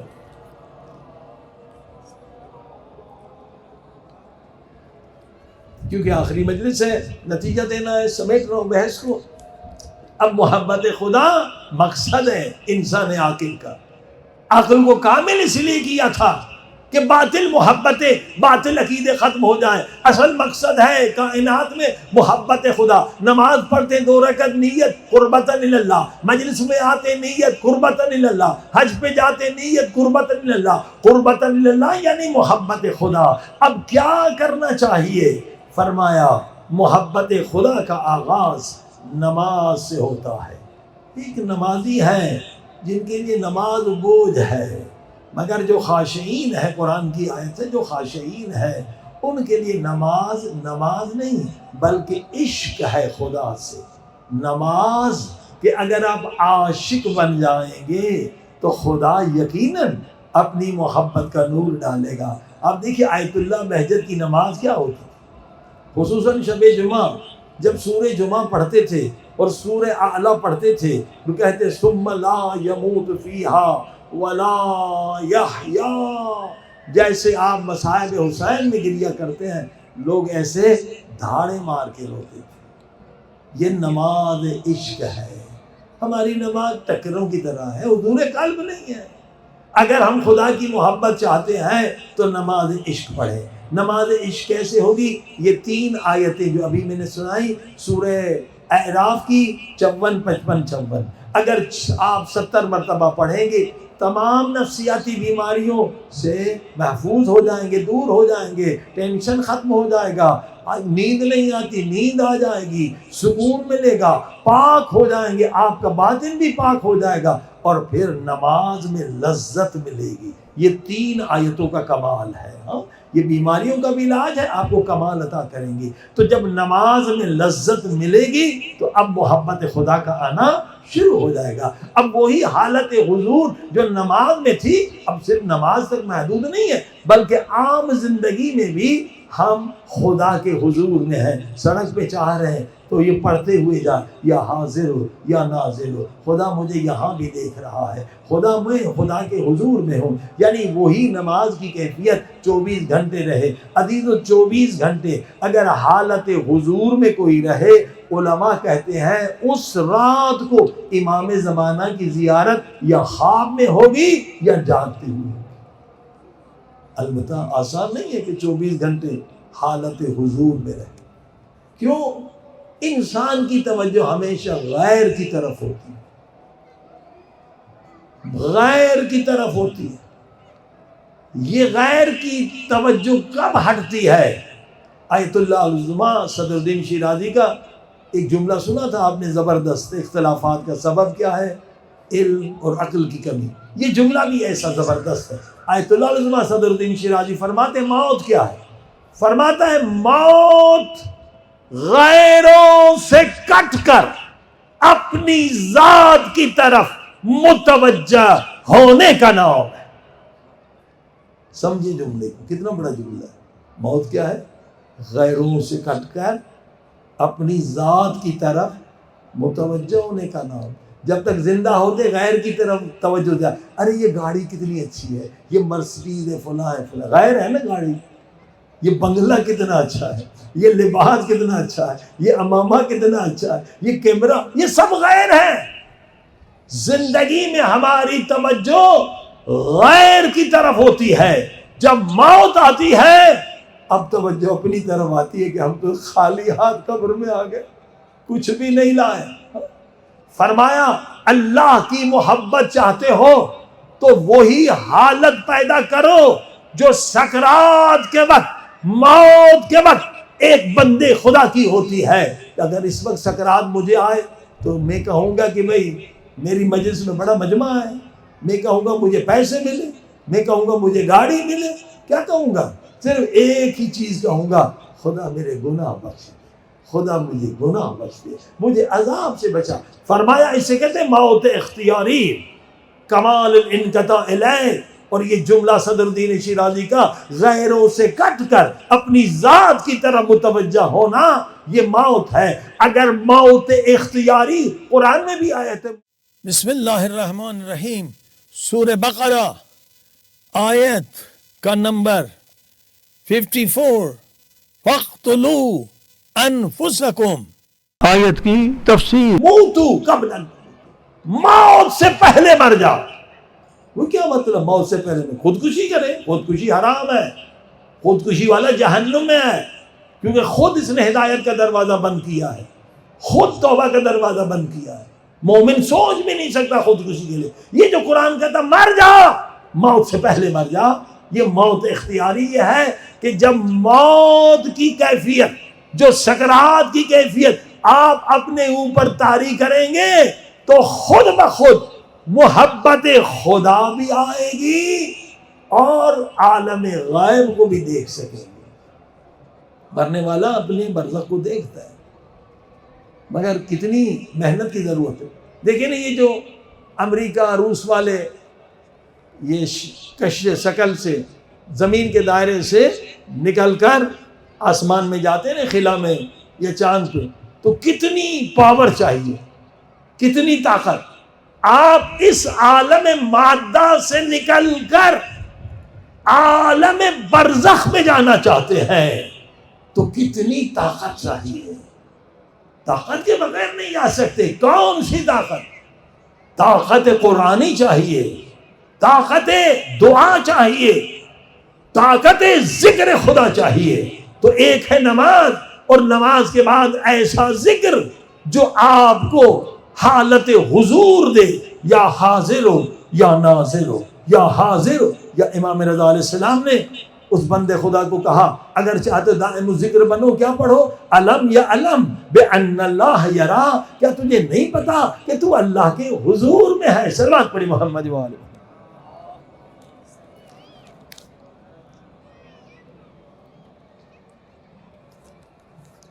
تو ایک تو نماز اور دائم الذکر دائم الحضور, اور اس کے بعد دو چیزیں بہت اہم ہیں. توسل اہل البیت, جو لقاء اللہ چاہتا ہے, یعنی عالم مادہ سے نکل کر آپ دوسری دنیا میں جا رہے ہیں, عالم لاہوت میں جا رہے ہیں, عالم جبروت میں جا رہے ہیں, یہ سارے عالم ہیں. اس کے لیے کیا چاہیے؟ توسل اہل بیت. صبح کا آغاز زیارت عاشورہ سے کریں, ظہر میں زیارت امین اللہ, رات کو زیارت آل یاسین. یہ برنامہ ہے خود امام رضا کے حرم کا. اگر یہ 3 زیارتیں مسلسل 1 سال بھی پڑھیں تو عظیم الشان نتائج دیکھیں گے. وہ چیز ملے گی جو آپ سوچ بھی نہیں سکتے, وہ چیز توسل. اور اس کے بعد ایک لمبا سجدہ, لا الہ الا انت سبحانک انی کنت من الظالمین. عالم مادہ سے نکلنا ہے نا آپ کو, عالم نور میں جانا ہے, برزخ کو دیکھنا ہے, اپنی قبر کو دیکھنا ہے کہ میری قبر کیسی ہے, اس میں سانپ ہے, بچھو ہے, کیا ہے, رحمت ہے, لعنت ہے, عذاب ہے, ہر ایک کو دیکھنا چاہیے. مقام یقین یہ ہے. اس کے لیے یہ ذکر جو ہے لا الہ الا انت سبحانک 200 سے شروع کریں, 40 دن 200, پھر آہستہ 400, پھر 700, پھر 1001. 1001 یہ ہو گیا ذکر سجدے کا. اس میں گریہ کرنا ہے, توبہ مکمل کرنا ہے, اور 6 سورہ مسبحات سونے سے پہلے پڑھیں. یہ دستور العمل تھا امام خمینی کے استاد کے استاد کا. جتنے اولیاء خدا بنے ان 2 اعمال سے. البتہ جتنی بحثیں ہوئی عقل ان کی کامل تھی، ساری جہالتیں مٹا چکے تھے، لیکن اصل جس عمل نے ان کی برزخی آنکھ کھولی، امام زمانہ کی خدمت میں پہنچے یہ دو عمل، سجدہ طولانی اور مسبحات۔ 6 سورے ہیں، سورہ حدید، سورہ حشر، سورہ تغابن، سورہ جمعہ، سورہ اعلی، سورہ صف۔ یہ 6 سورے جو اللہ کی تسبیح سے شروع ہوتے ہیں، سونے سے پہلے ان کی تلاوت۔ کیا فائدہ ہے؟ فرمایا جو یہ سورہ پڑھے گا اسے موت نہیں آئے گی، موت سے پہلے سکرات کے وقت پیارے پاک نبی کی زیارت کرے گا۔ یہ موت کو آسان کرنے والا، موت عشق میں بدل جائے گا، موت زیارت میں بدل جائے گا، موت خوشی میں بدل جائے گا، موت مولا علی کی ملاقات میں بدل جائے گا۔ سب بات پڑھ دیں محمد والے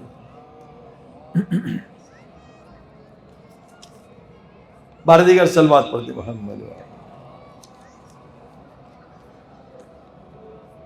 توسل کے بعد خدمت مخلوق خدا۔ خدمت مخلوق خدا میں سب سے پہلے والدین کی خدمت کریں، وہ واجب تر ہے۔ اگر والدین نہیں ان کی نمازیں قضا پڑھیں، ان کے روزے قضا رکھیں۔ روزہ اس میں سب سے اہم چیز ہے روزہ۔ خدا فرماتا الصوم لی وانا اجزی، روزہ وہ عبادت ہے کہ میرے لیے ہے۔ روزے دار کی جزا صرف جنت نہیں ہے، روزے دار کی جزا میری محبت ہے۔ یہ تجربہ کر کے دیکھیں، 1 سال اگر آپ روزہ رکھ سکتے ہیں، یہ حرام روزوں کو چھوڑ کر، عاشور کے دن نہیں رکھ سکتے، عید الاضحیٰ عید الفطر کو نہیں رکھ سکتے،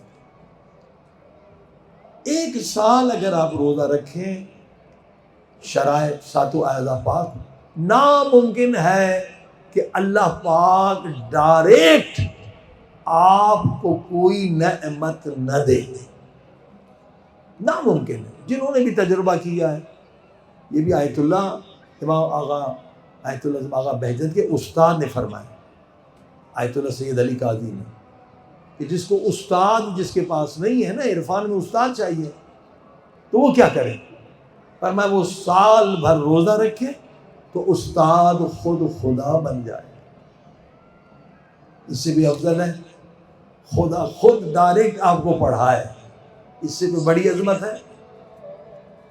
ایک شخص نے بتلایا، میں نے عمل کیا، مطلب یورپ میں رہنے والا ہو، تو یورپ میں بہت مشکل ہے، حلال حرام مکس ہے، ہر جگہ پر یہ مسئلے ہیں۔ اب انہوں نے ای فارمولے بنا لیے، یہاں پر بھی نجاست آ گئی ہے 1000 سے زیادہ، پتہ نہیں چلتا حلال ہے حرام ہے، شبہ ناک ہے۔ امام زمانہ کی دعا ہے کہ شبہ ناک سے بچے۔ تو انہوں نے اس نیت سے شاید یہ روزے رکھے پورا سال، کہ اب جو چیز میرے سامنے آتی ہے تو خدا نے لطف کیا ہے کہ مجھے پتہ چل جاتا ہے کہ یہ حلال ہے یا حرام ہے، علم غیب ہے، یہ لطف خدا ہے۔ تو انشاءاللہ اگر ہمت کریں کہ 1 سال اگر آپ روزہ رکھ سکتے ہیں، ناممکن ہے کہ محبت خدا کا نور نہ ملے، حتمی ہے۔ حیوان کی طرح نہ زندگی گزارے، کھاتے رہتے ہیں، ابھی تک کھایا کیا ہوا ہے؟ جو کھاتے ہیں وہ 8 گھنٹے میں نجاست میں تبدیل ہو جاتا ہے، مگر روزے سے نور ملتا ہے، روزے سے قبر میں سرور ملتا ہے، اللہ کی محبت ملتی ہے، خود خدا آپ کے استاد بنتے ہیں۔ یہ فضیلتیں ہیں۔ تو خدمت مخلوق خدا ایک ایسی چیز ہے جس کے ذریعے سے کہتے 40 سال کا سفر 1 سال میں طے ہو جاتا ہے۔ کوئی دن نہ ہو ایسا کہ آپ کسی کی خدمت نہ کریں۔ انسان نہیں ملا تو کسی حیوان کو غذا کھلا دیں، حیوان نہیں ہے تو کسی درخت کو پانی دے دیں۔ یعنی دیکھیں درخت ہے نا، یہ اپنے وجود میں ہم کو آکسیجن دیتا ہے، ہمیں پھل دیتا ہے، ہمیں سایہ دیتا ہے. یعنی اگر ہم پورے دن پوری رات 24 گھنٹے میں کسی انسان کے کام نہیں آئے تو ہم درخت سے بھی بدتر ہیں. کسی کے کام آئے تو انسان ہے, جو کسی کے کام نہیں وہ حیوان ہے. فرمایا یہ عادت ڈالو, کوئی نہیں ملا, نہ حیوان ملا نہ درخت ملا تو کیا کرے؟ اپنے دادا دادی کے لیے 2 رکعت نماز پڑھ دو, کسی استاد کے لیے 2 رکعت نماز پڑھ دو. سب سے زیادہ فقیر مرحومین ہیں, کیونکہ ان کا اعمال نامہ بند ہے. وہ ایک گناہ گھٹا نہیں سکتے, وہ ایک نیکی بڑھا نہیں سکتے. ان کے لیے سورہ یاسین پڑھتے ہیں. یہ بہت عظیم عبادت ہے. وہ سب سے زیادہ فقیر ہیں, مستحق ہیں, جنہوں نے ہم پر احسانات کیا ہے, خصوصاً والدین کے احسان اتارے نہیں جا سکتے. تو عزیزان گرامی, ان اعمال کے ذریعے سے کیا ہوتا ہے؟ محبت خدا کا نور جلدی ملتا ہے. صلوات محمد والے.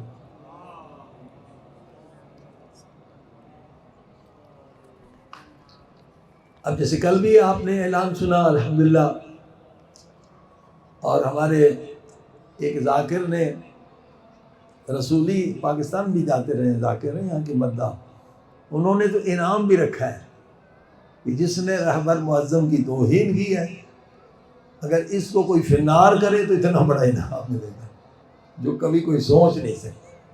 یہ غیرت دینی ہونی چاہیے.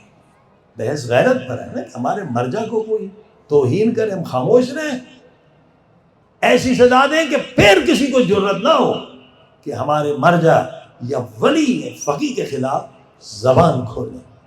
تو عزیزان گرامی, میں ہر روز کہہ رہا ہوں کہ امریکہ خبیث کی طاقت کیا ہے. جنگ میں الحمدللہ ایران فاتح ہے, امریکہ شکست کھا چکا ہے, یمنیوں سے شکست کھا چکا ہے بزدل امریکہ. 1.5 سال پورے یورپ کو لے کر آیا, اور نبی پاک نے جو فرمایا کہ یمن کے مجاہد حسین کے خون کے محافظ, آج ثابت ہوا ان میں غیرت ایمانی ہے. ہم نے مردوک مر گیا, مشرف نے جب امریکہ کو اڈے دیے تھے تو ہم نے تقریر میں کہا تھا کہ مشرف تو کتنا بزدل ہے, تو نے ڈر کے امریکہ کو اڈے دے دیے. میں نے حدیث پڑھی, ایک روایت پڑھی کہ حضرت ابراہیم کو جب آگ میں ڈالا تھا تو ایک شہد کی مکھی تھی, وہ پانی لے کر آتی تھی اور آگ پہ ڈالتی تھی, آگ اتنی بلند آگ. تو جبریل نے مسکرا کے کہا کہ اے شہد کی مکھی, تو کیا کر رہی ہے, کیا تو اس آگ کو بجھا سکے گی؟ کہا مجھے پتا ہے میں نہیں بجھا سکتی. پھر کہا جتنی طاقت اللہ نے دی ہے میں اس کو استعمال کر کے اللہ کے ولی کی مدد کر رہی.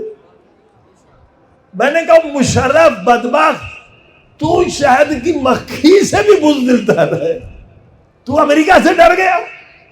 آج دیکھیے یمنیوں نے پوری دنیا کو دکھا دیا. 1.5 سال صرف امریکہ نہیں پورا یورپ آیا تھا. آخر ٹرمپ مجبور ہوا, کیا معاہدہ کیا ہے؟ ہاں بس ٹھیک ہے آپ ہمیں نہیں مارے, اسرائیل کو مار رہے. یہ معاہدہ ہوا ہے. امریکہ جو سپر پاور کہتا ہے, ایک چھوٹا ملک, خدا کی ذات پہ جو توکل رکھتے ہیں وہ کبھی شکست نہیں. یہ یمن کے مجاہد ہیں, نبی پاک نے دعا کی, اور یہی امام کے ظہور سے پہلے جب یمن کا انقلاب کامیاب ہوگا تو مہدی مولا کا ظہور جلد ہوگا. اب یہ نشانیاں پوری ہو رہی ہیں. یمن کا انقلاب کامیاب ہے, امریکہ شکست کھا چکا ہے. تو عزیزان گرامی, جنگ میں امریکہ شکست کھا چکا ہے, اسرائیل یورپ پورا نیٹو تھا شکست کھا چکا ہے. صرف بات اقتصاد میں مضبوط بنے, اور اقتصاد کا تعلق تعلیم سے ہے. ہم مسلمان تعلیم میں پیچھے ہیں. دنیا میں ایک یہودی دکھائیں جو ان پڑھ ہو, نہیں دکھا سکتے. ایک یہودی دکھائیں جو فقیر ہو, نہیں دکھا سکیں.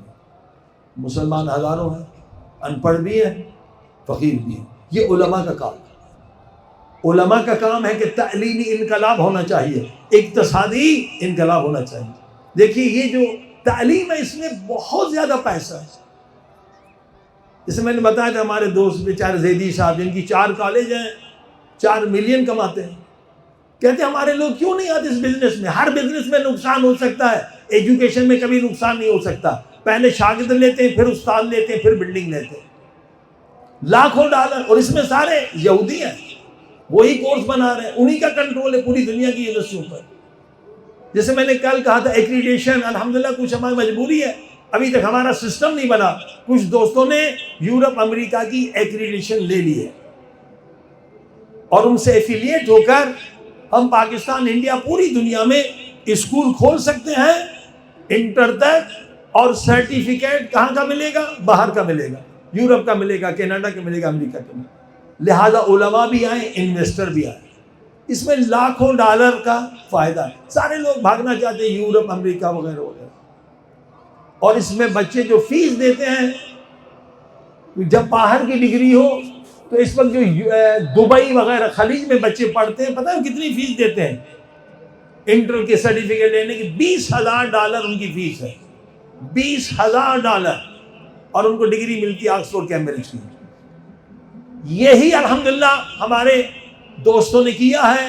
اس میں کچھ ہمارے علماء بھی ہیں، تو جتنے علماء پی ایچ ڈی ہیں آگے بڑھیں، انویسٹر آگے بڑھیں، پورے پاکستان، انڈیا، پوری دنیا میں اسکولوں کا جال بچھائیں. اور اس میں جو کورسز ہوں گے وہ انشاءاللہ جو کورسز پہ کام ہوا ہے آکسفورڈ کیمبرج سے بہترین، ان سے اعلیٰ ترین کورسز ہوں گے. یہ ضرورت ہے اس وقت کی، تاکہ ہم دشمن امریکہ اسرائیل کو شکست دے سکیں. اور پہلے مرحلے پہ مساجد سے آپ شروع کر سکتے ہیں، الگ سے بلڈنگ بھی لے سکتے ہیں. 2 اس کے پوسٹ جو غریب لوگ ہیں ان سے فیس نہ لیں. اور اس کورس سے خوبی یہ ہے کہ آپ کا بچہ 8ویں جماعت میں جب آئے گا تو قرآن کریم کا ترجمہ اس کا بازار میں آ جائے گا. 500 ملین شیعہ ہیں، اس وقت صرف 4 ترجمے انگلش میں موجود ہیں. اگر ترجمہ انگلش میں کوئی کر لے وہ پی ایچ ڈی کے برابر ہے. یہ اس طرح سے کورس ڈیزائن کیا گیا، اس میں AIA کے کورسز بھی ہوں گے. اور انشاءاللہ جو علماء ہیں جن جن شہروں میں تبلیغ کر رہے ہیں، ایجوکیشن کمیٹیاں بنائیں، آن لائن خود بھی سیکھ کر جائیں. ایسے ایسے کورسز AIA کے ہیں، $400-500 لوگ کما سکتے ہیں. یہ حتماً ہونا چاہیے. اگر یہ نہ ہوا تو ہم دشمن کو شکست نہیں دے سکتے. دوسری چیز، ہمارے پاس اپنا یوٹیوب نہیں ہے، ایرانیوں نے بنا لیا، اپارات ہے. اپنا حسینی ٹیوب بنائیں. فیس بک، آپ نے اگر کسی بھی مجاہد کی تصویر رکھی وہ بند کر دیتے ہیں. اتنی محنت کرتے ہیں، 2 ملین 3 ملین سب ختم ہو جاتا ہے. کیوں اپنا کیوں نہیں بناتے؟ کوئی مشکل ہے؟ کوئی مشکل نہیں. آپ حسینی بک بنائیں فیس بک کی جگہ، اور آپس میں مومنین بزنس کریں، تجارت کریں. مثلا آپ دیکھیے جو یورپ میں مسلمان شیعہ ہیں، عید کے دن جا کے شلوار قمیض پاکستان کی لیتے، کتنی $20 کی. آپ یہاں سے انہیں بھیجیں، انہیں بھی فائدہ ہوگا، آپ کو بھی فائدہ ہوگا. ہزاروں چیزیں آپ چھوٹے پیمانے پہ کر سکتے ہیں. یعنی فیس بک ہمارا تجاری ہونا چاہیے کہ پوری دنیا میں شیعہ سے بزنس کریں. یہودی مر جاتا ہے، غیر یہودی سے نہیں خریدتا، تو آج دنیا پہ حکومت کر رہا ہے. یہودی کا یہ فلسفہ ہے، وہ مر جاتا ہے، اگر یہودی نہیں ہے تو مجبور ہے. ہم 500 ملین ہیں، وہ 12 ملین ہیں، وہ پوری دنیا پہ حکومت کر رہے ہیں کیونکہ اقتصاد ان کا مضبوط ہے. ایک ایسا فیس بک دنیا میں بنایا جا سکتا ہے، کوئی مشکل نہیں ہے. ایک دوست نے خریدا بھی، وہ چند $1 میں خرید لیا. اصل ہے عوام میں شعور دلایا جائے، علماء کا کام ہے شعور دلائے. حسینی بک دلائیں، حسینی بک کے ذریعے سے شیعہ سے بزنس کرے تو کوئی دنیا میں فقیر نہیں رہے گا. صلوات پڑھی محمد وعلیہ. اور اس سلسلے میں انشاءاللہ جو لوگ بھی انٹرسٹ دینا چاہتے ہیں، انویسٹ کرنا چاہتے ہیں، سیکھنا چاہتے ہیں، پڑھنا چاہتے ہیں، 3 دن ہم نے سیمینار رکھا ہے مدرسہ ثقلین میں، خیابان انقلاب 17، کوچہ 14، پلاک 9 to 4. تو انشاءاللہ نماز ظہر سے لے کر اور مغرب تک یہ سلسلہ ہوگا تاکہ پوری دنیا میں اسکول کا نظام ہو، ہمارا بورڈ ہو. اصل ایجوکیشن ہے. اور پی ایچ ڈی حضرات جو ہے ان کا ڈیٹا جمع کریں، جن کو آپ جانتے ہیں الحمدللہ. پارا چنار میں سنا ہے بہت سارے پی ایچ ڈی ہیں، کراچی میں بھی انشاءاللہ زیادہ پی ایچ ڈی ہوں گے. تو جتنے پی ایچ ڈی، اگر 1000 پی ایچ ڈی ہمارے مل جائیں تو ہم ایکریڈیشن کی کمپنی خود بنائیں گے. ہم کسی یونیورسٹی کو سرٹیفکیٹ دیں گے کہ آپ کا اسٹینڈرڈ اچھا ہے. آج اس پر پورا کنٹرول امریکہ کا ہے، اور دواؤں پر بھی پورا کنٹرول امریکہ کا ہے. عزیزو، آج ہی میں نے 2-3 حدیثیں دیکھی اور زبردست حدیثیں تھیں. مولا علی علیہ السلام اور امام جعفر صادق علیہ السلام اور امام محمد باقر علیہ السلام فرماتے ہیں, قسم کھا کے کہتے ہیں, واللہ اے مسلمانوں دھوکے میں نہ آنا. ہم دھوکے میں ہیں, فریب میں ہیں. یہ جو بگ فارما کا دھوکہ ہے, انگریزی دواؤں کا دھوکہ ہے, امام قسم کھا کے کہہ رہے ہیں واللہ کوئی چیز ایسی نہیں ہے جو تمہاری ضرورت ہو اور قرآن اور اہل بیت نے تمہیں نہ دی. ہم کیوں دوائی دوسروں سے لیتے ہیں جس میں سائیڈ ایفیکٹ؟ امام قسم کھا کے کہہ رہے ہیں واللہ کوئی چیز ایسی نہیں کائنات میں جو تمہاری ضرورت کی ہو اور اللہ نے قرآن میں نہ دی ہو اور اہل بیت نے تمہیں نہ بتلایا. آج طب معصومین ہے, اس کے ذریعے سے آپ انقلاب لا سکتے ہیں, امریکہ کی اقتصادی کمر توڑ سکتے ہیں, اسرائیل کو شکست دے سکتے ہیں. مگر ہم کروڑوں ڈالر 500 ملین لوگ اگر دوائی لینا چھوڑ دیں اور طب اہل بیت لینا شروع کریں, کتنا بڑا انقلاب آ جائے. اور طب اہل بیت کے معجزات ہیں. ایک گائنوکالوجسٹ سے مومنہ عورت ہے پنجاب میں, کہتی 3 سال سے میں اہل بیت کی دوائی دے رہی ہوں عورت کی, ایک عورت مری نہیں ہے, اور 100 عورتوں کو میڈیکلی اولاد نہیں ہونی چاہیے, بالکل ان کے اندر گنجائش نہیں تھی, مگر طب اہل بیت سے معجزہ ہوا, 100 عورتوں کو اولاد ہوئی. یہ معجزات ہیں. لہذا عزیزو ان دونوں چیزوں پہ کام کیا جائے تاکہ ہم اسرائیل امریکہ کو اقتصاد میں شکست دیں. جب تک اقتصاد میں مضبوط نہیں ہوں گے, آپ نے دیکھا روس اتنا بڑا سپر پاور تھا, ٹوٹ گیا, اقتصاد میں ضعیف تھا. اقتصاد مضبوط ہو سکتی ہے.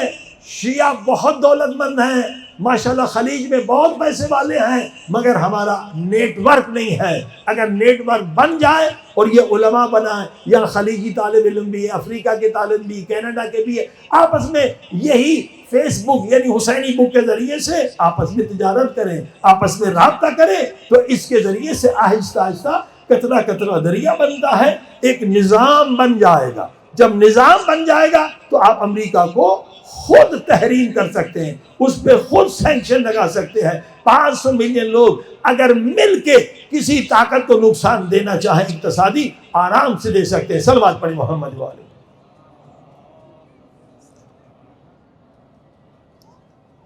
آئیے خدا کی بارگاہ میں چلیں. پروردگار جیسے تو نے آج شیعت کو عزت دی ہے, عظمت دی ہے کہ دنیا کے فرعون کے منہ پہ زبردست تماچا مارا ہے, اور اسرائیل کو ایسا سبق سکھایا ہے کہ جب سے اسرائیل کا وجود بنا ہے تبھی تک ایسی تھپڑ, ایسا عذاب, ایسے جوتے کبھی اسرائیل پر نہیں پڑے. پروردگار اسی طرح کے ہماری اقتصادی حالت کو بھی بہتر کر دے, ہمارے لوگوں کو شعور عطا فرما, جو سنا گیا پڑھا گیا اس پر عمل کی توفیق دے. صلوات پڑھ دیں. اللہم صل علی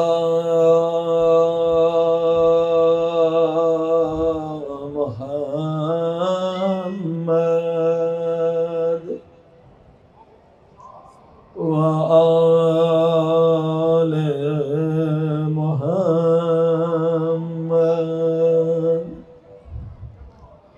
وأجل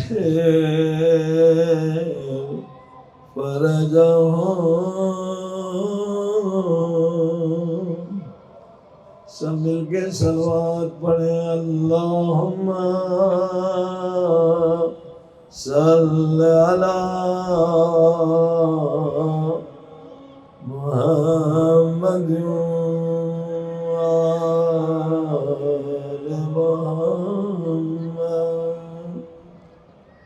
وعجل فرجهم. اللهم صل على محمد وآل محمد وأجل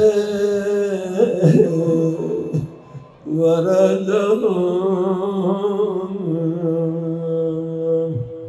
میرا سلام ہو اس مظلوم حسین پر، میرا سلام حسین کے زخمی بدن، میرا سلام ہو حسین مولا کے زخمی بدن۔ امام معصوم فرماتے کوئی میرے دادا کے زخم گن نہیں سکتا۔ آپ پوچھیں گے کیوں؟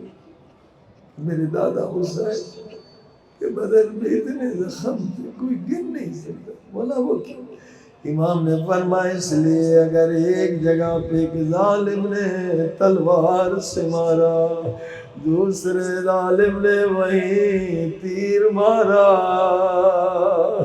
تیسرے ظالم نے وہیں نیزہ مارا، چوتھے ظالم نے وہیں پتھر مارا، جس ظالم کو کچھ نہیں ملا گرم خاک زہرا کے کو مارا، سب مل کے گئے مظلوم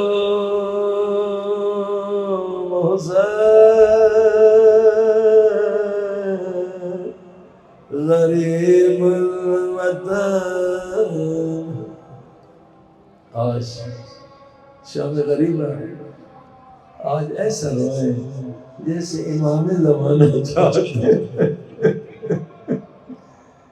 امام جعفر صادق موجود ہے، مولا حسین کی مجلس ہوئی، ذاکر نے مصائب پڑھے، بہت گریہ ہوا، بہت گریہ ہوا۔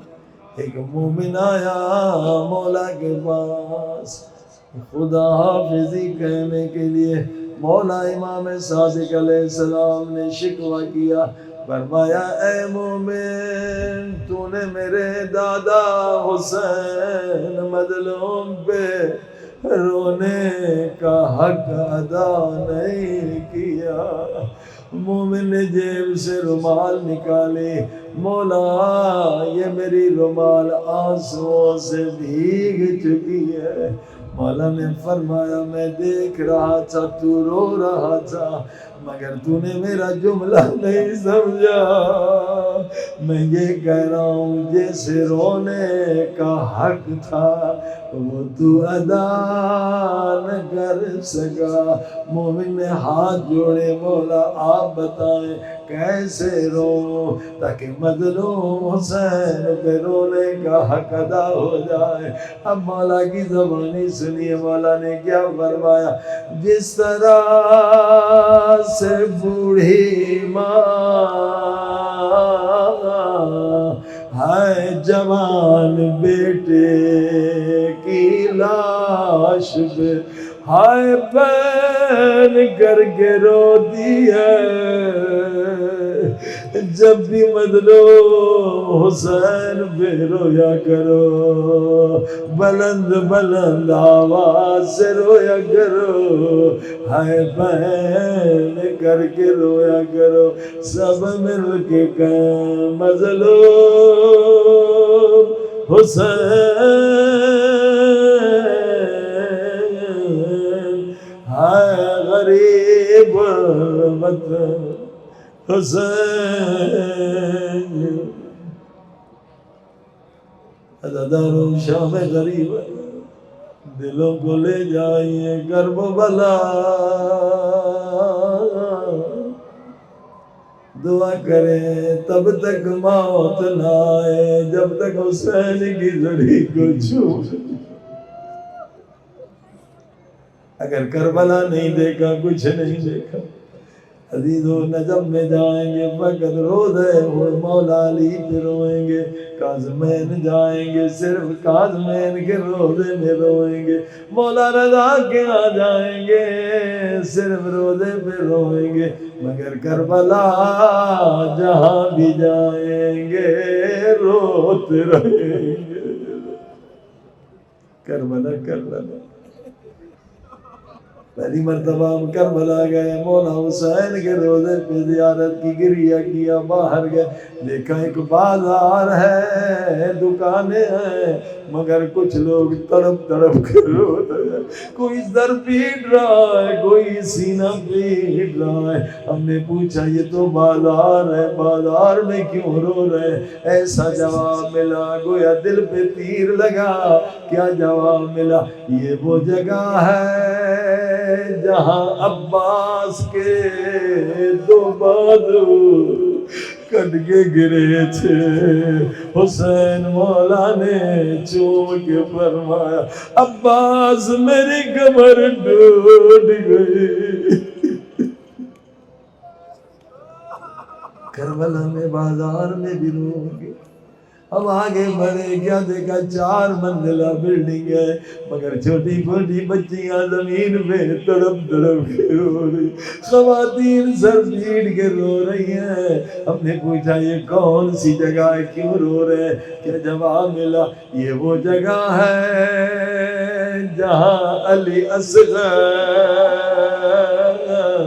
کی گردن پہ تیر لگا، حسین نے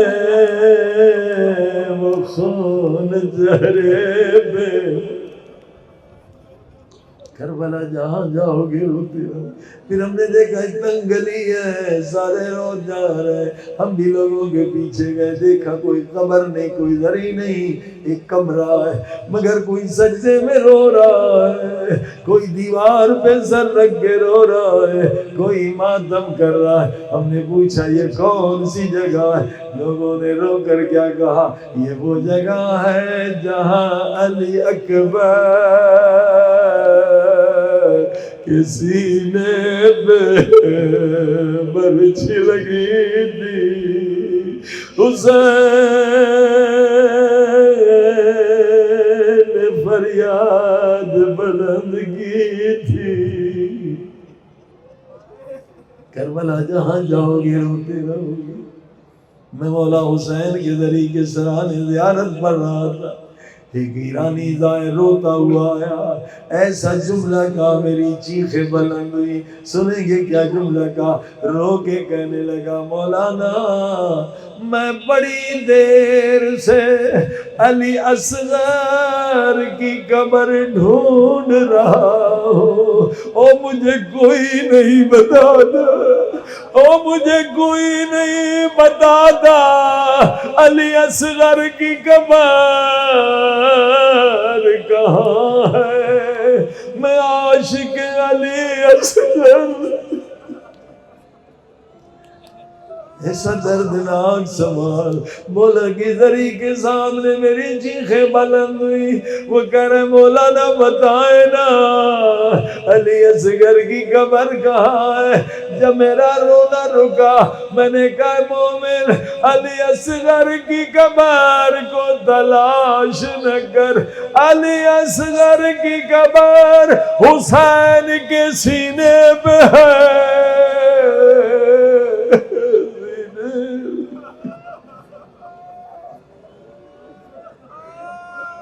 پہلی مرتبہ جب صدام ملعون کا خاتمہ ہوا، بغیر ویزے کے 1 لاکھ لوگ جا رہے تھے، مگر خطرہ تھا سامنے، مائنز تھے، کبھی مائنز پڑتے تھے، زواروں کے جسم کے ٹکڑے ٹکڑے ہو جاتے تھے، مگر عاشق حسین نہیں ڈرتے تھے۔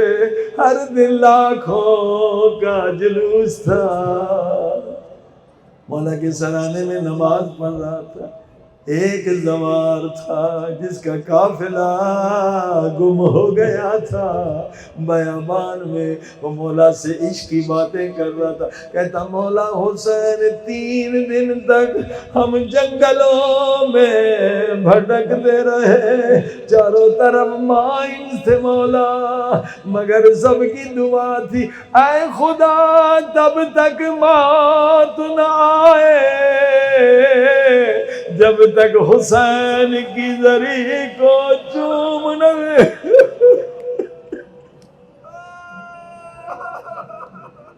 میرے کئی زبان نے مجھے بہت رلایا ہے، مجھ پہ احسان کیا ہے، میں بھی تھوڑا اس سے مصائب سناؤں۔ میں نے 2-4 منٹ مصائب سنے، وہ چیخیں مارتا رہا، کئی دیر تک روتا رہا۔ میں نے کہا اے زبان یہ سچ ہے تم 3 دن بھوکے پیاسے رہے، ہائے راستہ بھٹکتے رہے، مگر کسی نے تمہیں تماچا تو نہیں مارا، کسی نے تمہیں تادیانہ تو نہیں مارا۔ حسین کی پہلی زائر زینب جب حسین کی لاش پہ آئی، شمر ملعون نے دادیانے مارے۔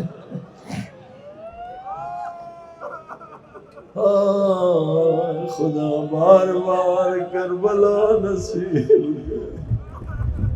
اے عزیزو سنیے اب شام غریبہ کی روایت۔ جناب سکینہ کی عادت تھی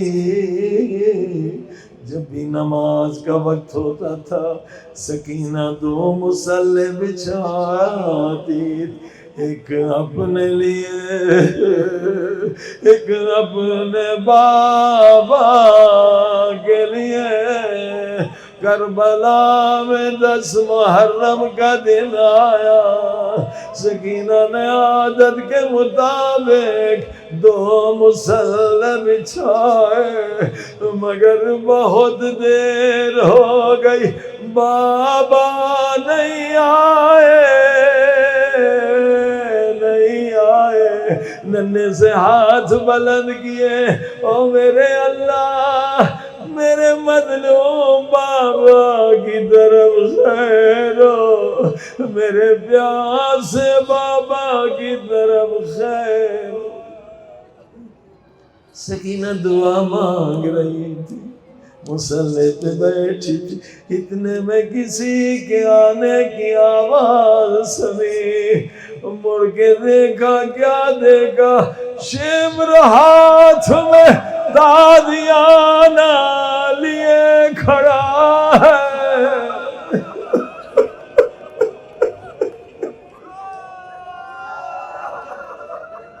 معصومہ بچی اب بھی نہیں سمجھی، فرمایا شمر تو نے کہیں میرا بابا دیکھا یا نہیں؟ شمر ملعون نے کہا سکینہ تو بابا کو دیکھنا چاہتی ہو؟ سکینہ نے فرمایا ہوگا میں بابا کے انتظار میں ہوں۔ اے عزیزو شمر نے وہ ظلم کیا، کس بیان زبان سے بیان کروں، اس کی مثال تاریخ میں نہیں ملتی۔ او شمر کے ہاتھ میں حسین والا کا کٹا ہوا سر تھا،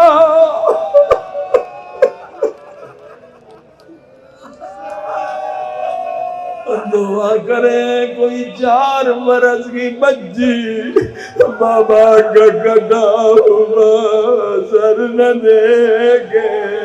شمر ملعون نے کہا سکینہ بابا کو دیکھنا چاہتی ہو؟ سکینہ نے کہا میں بابا کی عاشق بیٹی ہوں، بابا کے انتظار میں ہوں۔ شمر نے کیا ظلم کیا؟ حسین مولا کا کٹا ہوا سر سکینہ کی طرف پھینک دیا، ہائے پھینک دیا۔ شمر ملعون تیرے ہاتھ کٹ جاتے، تو میرے مولا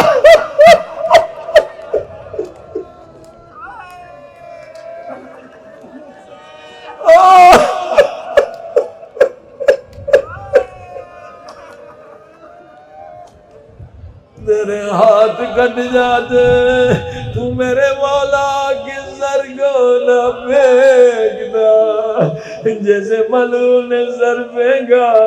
سکینہ بابا کے سر کی طرف دوڑی، بابا کا سر گود میں لیا، سر سے مٹی صاف کرنے لگی۔ کیا فرمایا ہوگا؟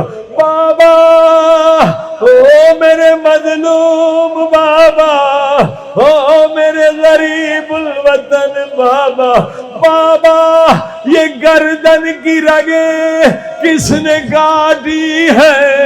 کاش میرے گردن کی رگیں کٹ جاتی،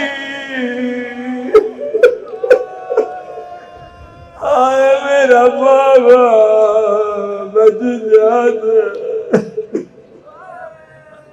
میں روایت کو یہی روکتا ہوں، ہمارے استاد آیت اللہ مظاہری کی روایت پڑھوں گا۔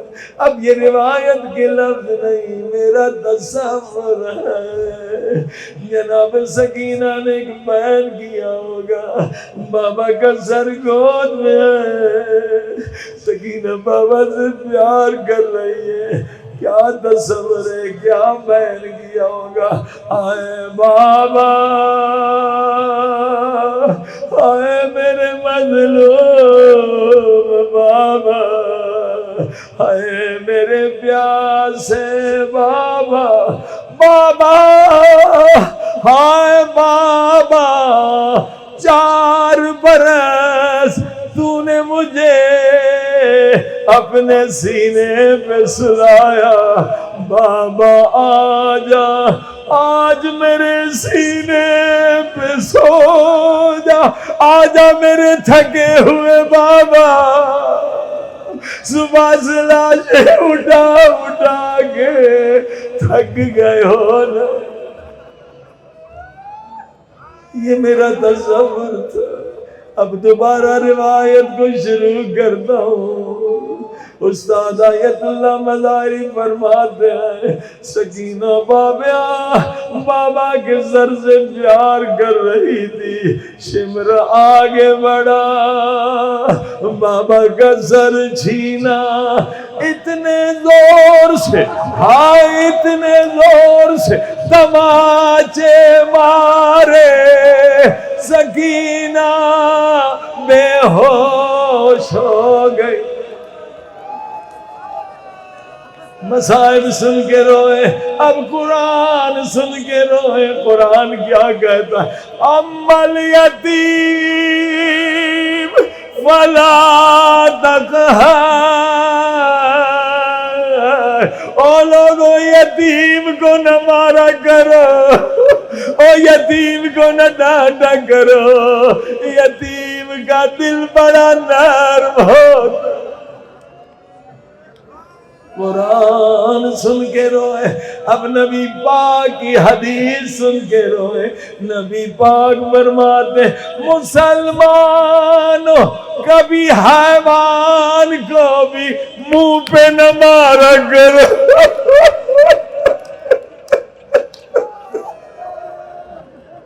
آئے مسلمانوں کبھی حیوان کو منہ پہ نہ مارا کرو۔ یہ سید زادی بھی ہے اور یتیم بھی ہے، نبی کے نواسے کی بیٹی۔ سکینہ بے ہوش ہو گئی، خیمے جل گئے، ابھی تک سکینہ بے ہوش ہے۔ خیموں کی خاک میں سید زادیاں بیٹھی ہیں، شام غریباں ہاں آ گئی، مگر سکینہ اب بھی بے ہوش ہے، زینب کی گود میں۔ کسی نے کہا ہوگا تھوڑا سا پانی مل جائے، حسین کی بچی بچ جائے، پانی تو نہ تھا۔ سید زادیوں نے آنسو بہائے، سکینہ کی آنکھ کھلی، اب میں نہیں پڑھوں گا، آپ پڑھیں گے میں روؤں گا. اب تک میں پڑھ رہا ہوں آپ رو رہے. اب آپ پڑھیں گے میں روؤں گا. میرا پہلا سوال یہ ہے جب سکینہ کی آنکھ کھلی ہوگی سکینہ نے پہلا کیا سوال کیا ہوگا؟ بابا کا سر گود میں تھا ظالم چھین گیا. سکینہ نے یہ سوال نہیں کیا بابا پھوپھی اماں میرے بابا کا سر کدھر ہے؟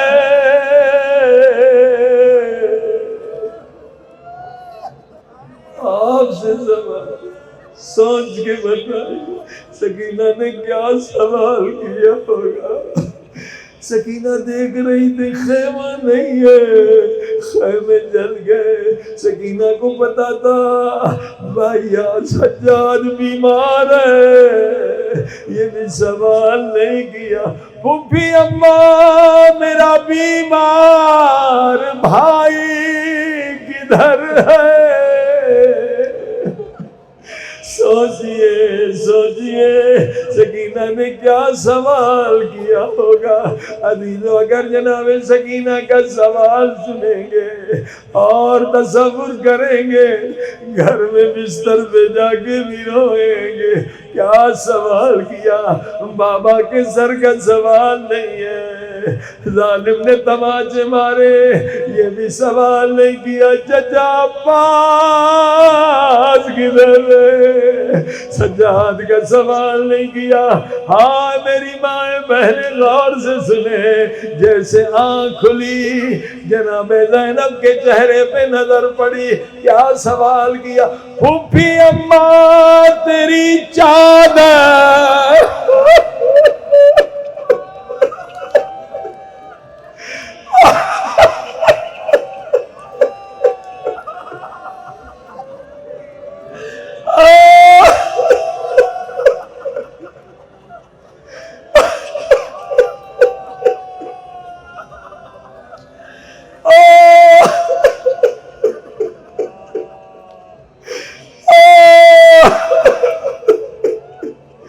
حسین کی 4 برس کی بچی میری ماں بہنوں کو چادر کا درس دے رہی ہے.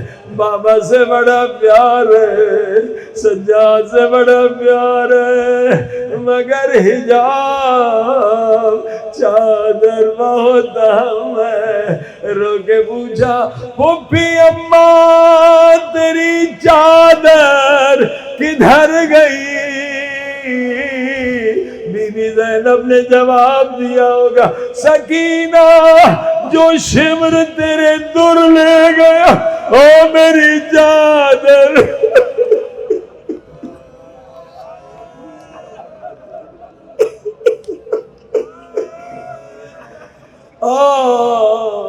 شام غریبہ ہے دعا قبول ہے.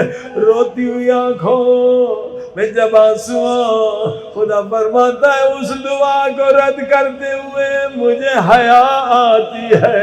میرا بندہ رو بھی رہا ہے مجھ سے مانگ بھی رہا ہے. آج مانگیے الہی العاب بحق زینب سلام اللہ. اے خدا بی بی زینب کے صدقے میں سکینہ کے صدقے میں ہمیں گناہوں سے آزاد کر جو بری عادتیں ختم کر. بس ایک اور روایت سیداتیاں خیموں کے خاک پہ بیٹھی اتنے میں حر کی بیوی آئی پانی کا مشکیزہ لے آئی اور درمیان میں رکھا. پانی کا مشکیزہ کیا آیا بیویوں پر قیامت آ گئی. کسی بیوی نے فریاد کی مشک تو آ گیا عباس کا. کسی بیوی نے فریاد کی علی اکبر آخر وقت میں گھونٹ پانی مانگا تھا، مشکیزہ آ گیا، ساری بیویاں رونے لگی، کوئی تیار نہیں کہ پانی پی۔ مولا سجاد نے مشکیزہ کا منہ کھولا، برتن میں پانی لیا، بی بی زینب کی طرف بڑھے، پھپھی اماں پانی پی لو۔ بی بی زینب نے ایک مرتبہ پانی کو دیکھا، پھر سجاد کو دیکھا، سجاد میں پانی پیوں جس کا حسین پیاسا مارا، جس کا علی اکبر پیاسا مارا۔ مولا سجاد نے فرمایا پھپھی اماں میری دو انگلیوں کے درمیان میں دیکھے، میری آنکھوں زادی زینب نے دیکھا، کیا دیکھا؟ حوض کوثر کا کنارہ ہے اور حسین کی اماں کے ہاتھ میں حوض کوثر، بابا علی بھی کھڑے ہیں، نانا رسول خدا بھی کھڑے ہیں، امام حسن بھی۔ اماں زہرا کری حسین اب تو پانی پی لے، تو 3 دن کا پیاسا ہے۔ حسین فرماتے اماں میں کیسے پانی پیوں، ابھی میری زینب پیاسی ہے، ابھی میری سکینہ پیاسی۔ بس یہ سننا تھا۔ پانی کا برتن لے کر بی بی زینب سکینہ کی طرف بڑھی، سکینہ پانی پی لو ورنہ بابا کیا میں کوثر نہیں پی۔ جناب سکینہ نے فرمایا اماں میں سب سے پہلے کیوں پیوں؟ فرمایا تم سب سے چھوٹی ہو، بس چھوٹی کا لفظ سننا تھا۔ پانی کا کوزہ لیا، ایک مرتبہ سکینہ مقتل کی طرف دوڑی، اماں مجھ سے چھوٹے تو بھائی علی اصغر تھے، ہائے علی اصغر، پروردگار علی اصغر کے صدقے آج ہم سب کی عبادت قبول فرما، ہمارے گناہ معاف فرما، ہمارے والدین کے گناہ معاف فرما، جنہوں نے ہم پر احسانات کیے ان کے گناہ معاف فرما۔ تب تک میرے اللہ موت نہ دینا جب تک ہم سچی توبہ نہ کریں، تب تک موت نہ دینا جب تک ہماری عقل کامل نہ ہو جائے، تب تک موت نہ دینا جب تک امام زمانہ علیہ السلام کی زیارت نہ ہو جائے۔ پروردگار جنہوں نے یہاں حصہ دیا، مجلس میں، نیاز میں، اسپیکر بنانے میں، کیمرہ میں، جہاں جہاں جو بھی جس نے کام کیا، پروردگار ان کی عبادت قبول فرما، ان کے مرحومین کی مغفرت فرما۔ بانیان مجلس جنہوں نے بھی حصہ لیا ان کے لیے، اپنے مرحومین کے لیے آج رات سب کو یاد کریں، ان کی روح آئی ہوگی جن کے والدین کا میرے والدین کی طرح انتقال ہو گیا، بزرگ علماء جو یہاں پر دفن ہیں، شیخین میں قائد شہید امام خمینی، آیت اللہ کشمیری، آیت اللہ بہجت، اور پاکستان میں آغا جعفر صاحب بزرگ عالم تھے، غلام مہدی صاحب، مولانا صفدر نجفی صاحب، شیخ محسن صاحب کی بڑی خدمات ہے، 100 اسکول، 100 سے زیادہ اسکول، 10 کالج، یونیورسٹی ہیں، ان بزرگوں نے جو خدمت کی ہے۔ ہمارے ایک عزیز دوست تھے جینل شاہ، مرزا غلام علی صاحب، امید علی خان دل اور امام علی شاہ، یہ سارے خدمت گزار تھے جنہوں نے بڑی قوم کی خدمت کی ہے۔ گل بادشاہ ذاکر تھے، خدا ان کی، عاشق صاحب پارا چنار کی ہمارے بہت خدمت گزار تھے۔ جن جن کو یاد کر سکتے ہیں آج سب کو یاد کریں، ان کو بھی ثواب میں شریک کریں۔ دلاور شہید، ڈاکٹر محمد علی شہید، ہمارے ڈاکٹر شاہد صاحب، اور بھی کچھ طلبہ تھے جو انتقال کر گئے۔ مبارک صاحب تھے ہمارے مدرسے کے، ان کی والدہ کے بھی انتقال ہو گیا ہے۔ ان سب کے لیے جن جن کو یاد کر سکتے ہیں سب کے لیے، اور سورہ الحمد اور سورہ قل هو اللہ احد اگر آواز کے ساتھ پڑھیں گے تو معصوم کا فرمان ہے کہ یہاں محفل میں جو مریض ہوں گے انہیں شفا ملے گی۔ انشاءاللہ میرے ساتھ مل کے یہ سورہ الحمد قل هو اللہ احد آواز سے پڑھیں۔ بسم اللہ الرحمن الرحیم، अल्हम्दुलिल्लाहि रब्बिल आलमीन अर्रहमानिर रहीम मालिकि यौमिद्दीन इय्याका नअबुदु व इय्याका नस्तईन इहदिनस सिरातल मुस्तकीम सिरातल लज़ीना अनअमता अलैहिम गैरिल मग़ज़ूबि अलैहिम वलद्दालिन बिस्मिल्लाहिर रहमानिर रहीम कुल हुवल्लाहु अहद अल्लाहुस समद लम यलिद व लम यूलद व लम यकुल लहू कुफुवन अहद बिस्मिल्लाहिर रहमानिर रहीम कुल हुवल्लाहु अहद अल्लाहुस समद लम यलिद व लम यूलद व लम यकुल लहू कुफुवन अहद बिस्मिल्लाहिर रहमानिर रहीम कुल हुवल्लाहु अहद अल्लाहुस समद लम यलिद व लम यूलद व लम यकुल लहू कुफुवन अहद बिस्मिल्लाहिर रहमानिर रहीम कुल हुवल्लाहु अहद अल्लाहुस समद लम यलिद व लम यूलद व लम यकुल लहू कुफुवन अहद। सलवात पढ़ें। तशरीफ रखें। अभी जो है शाम गरीबा का जो मरसिया है उसको सुन के जाइए। सलवात पढ़ते रहें।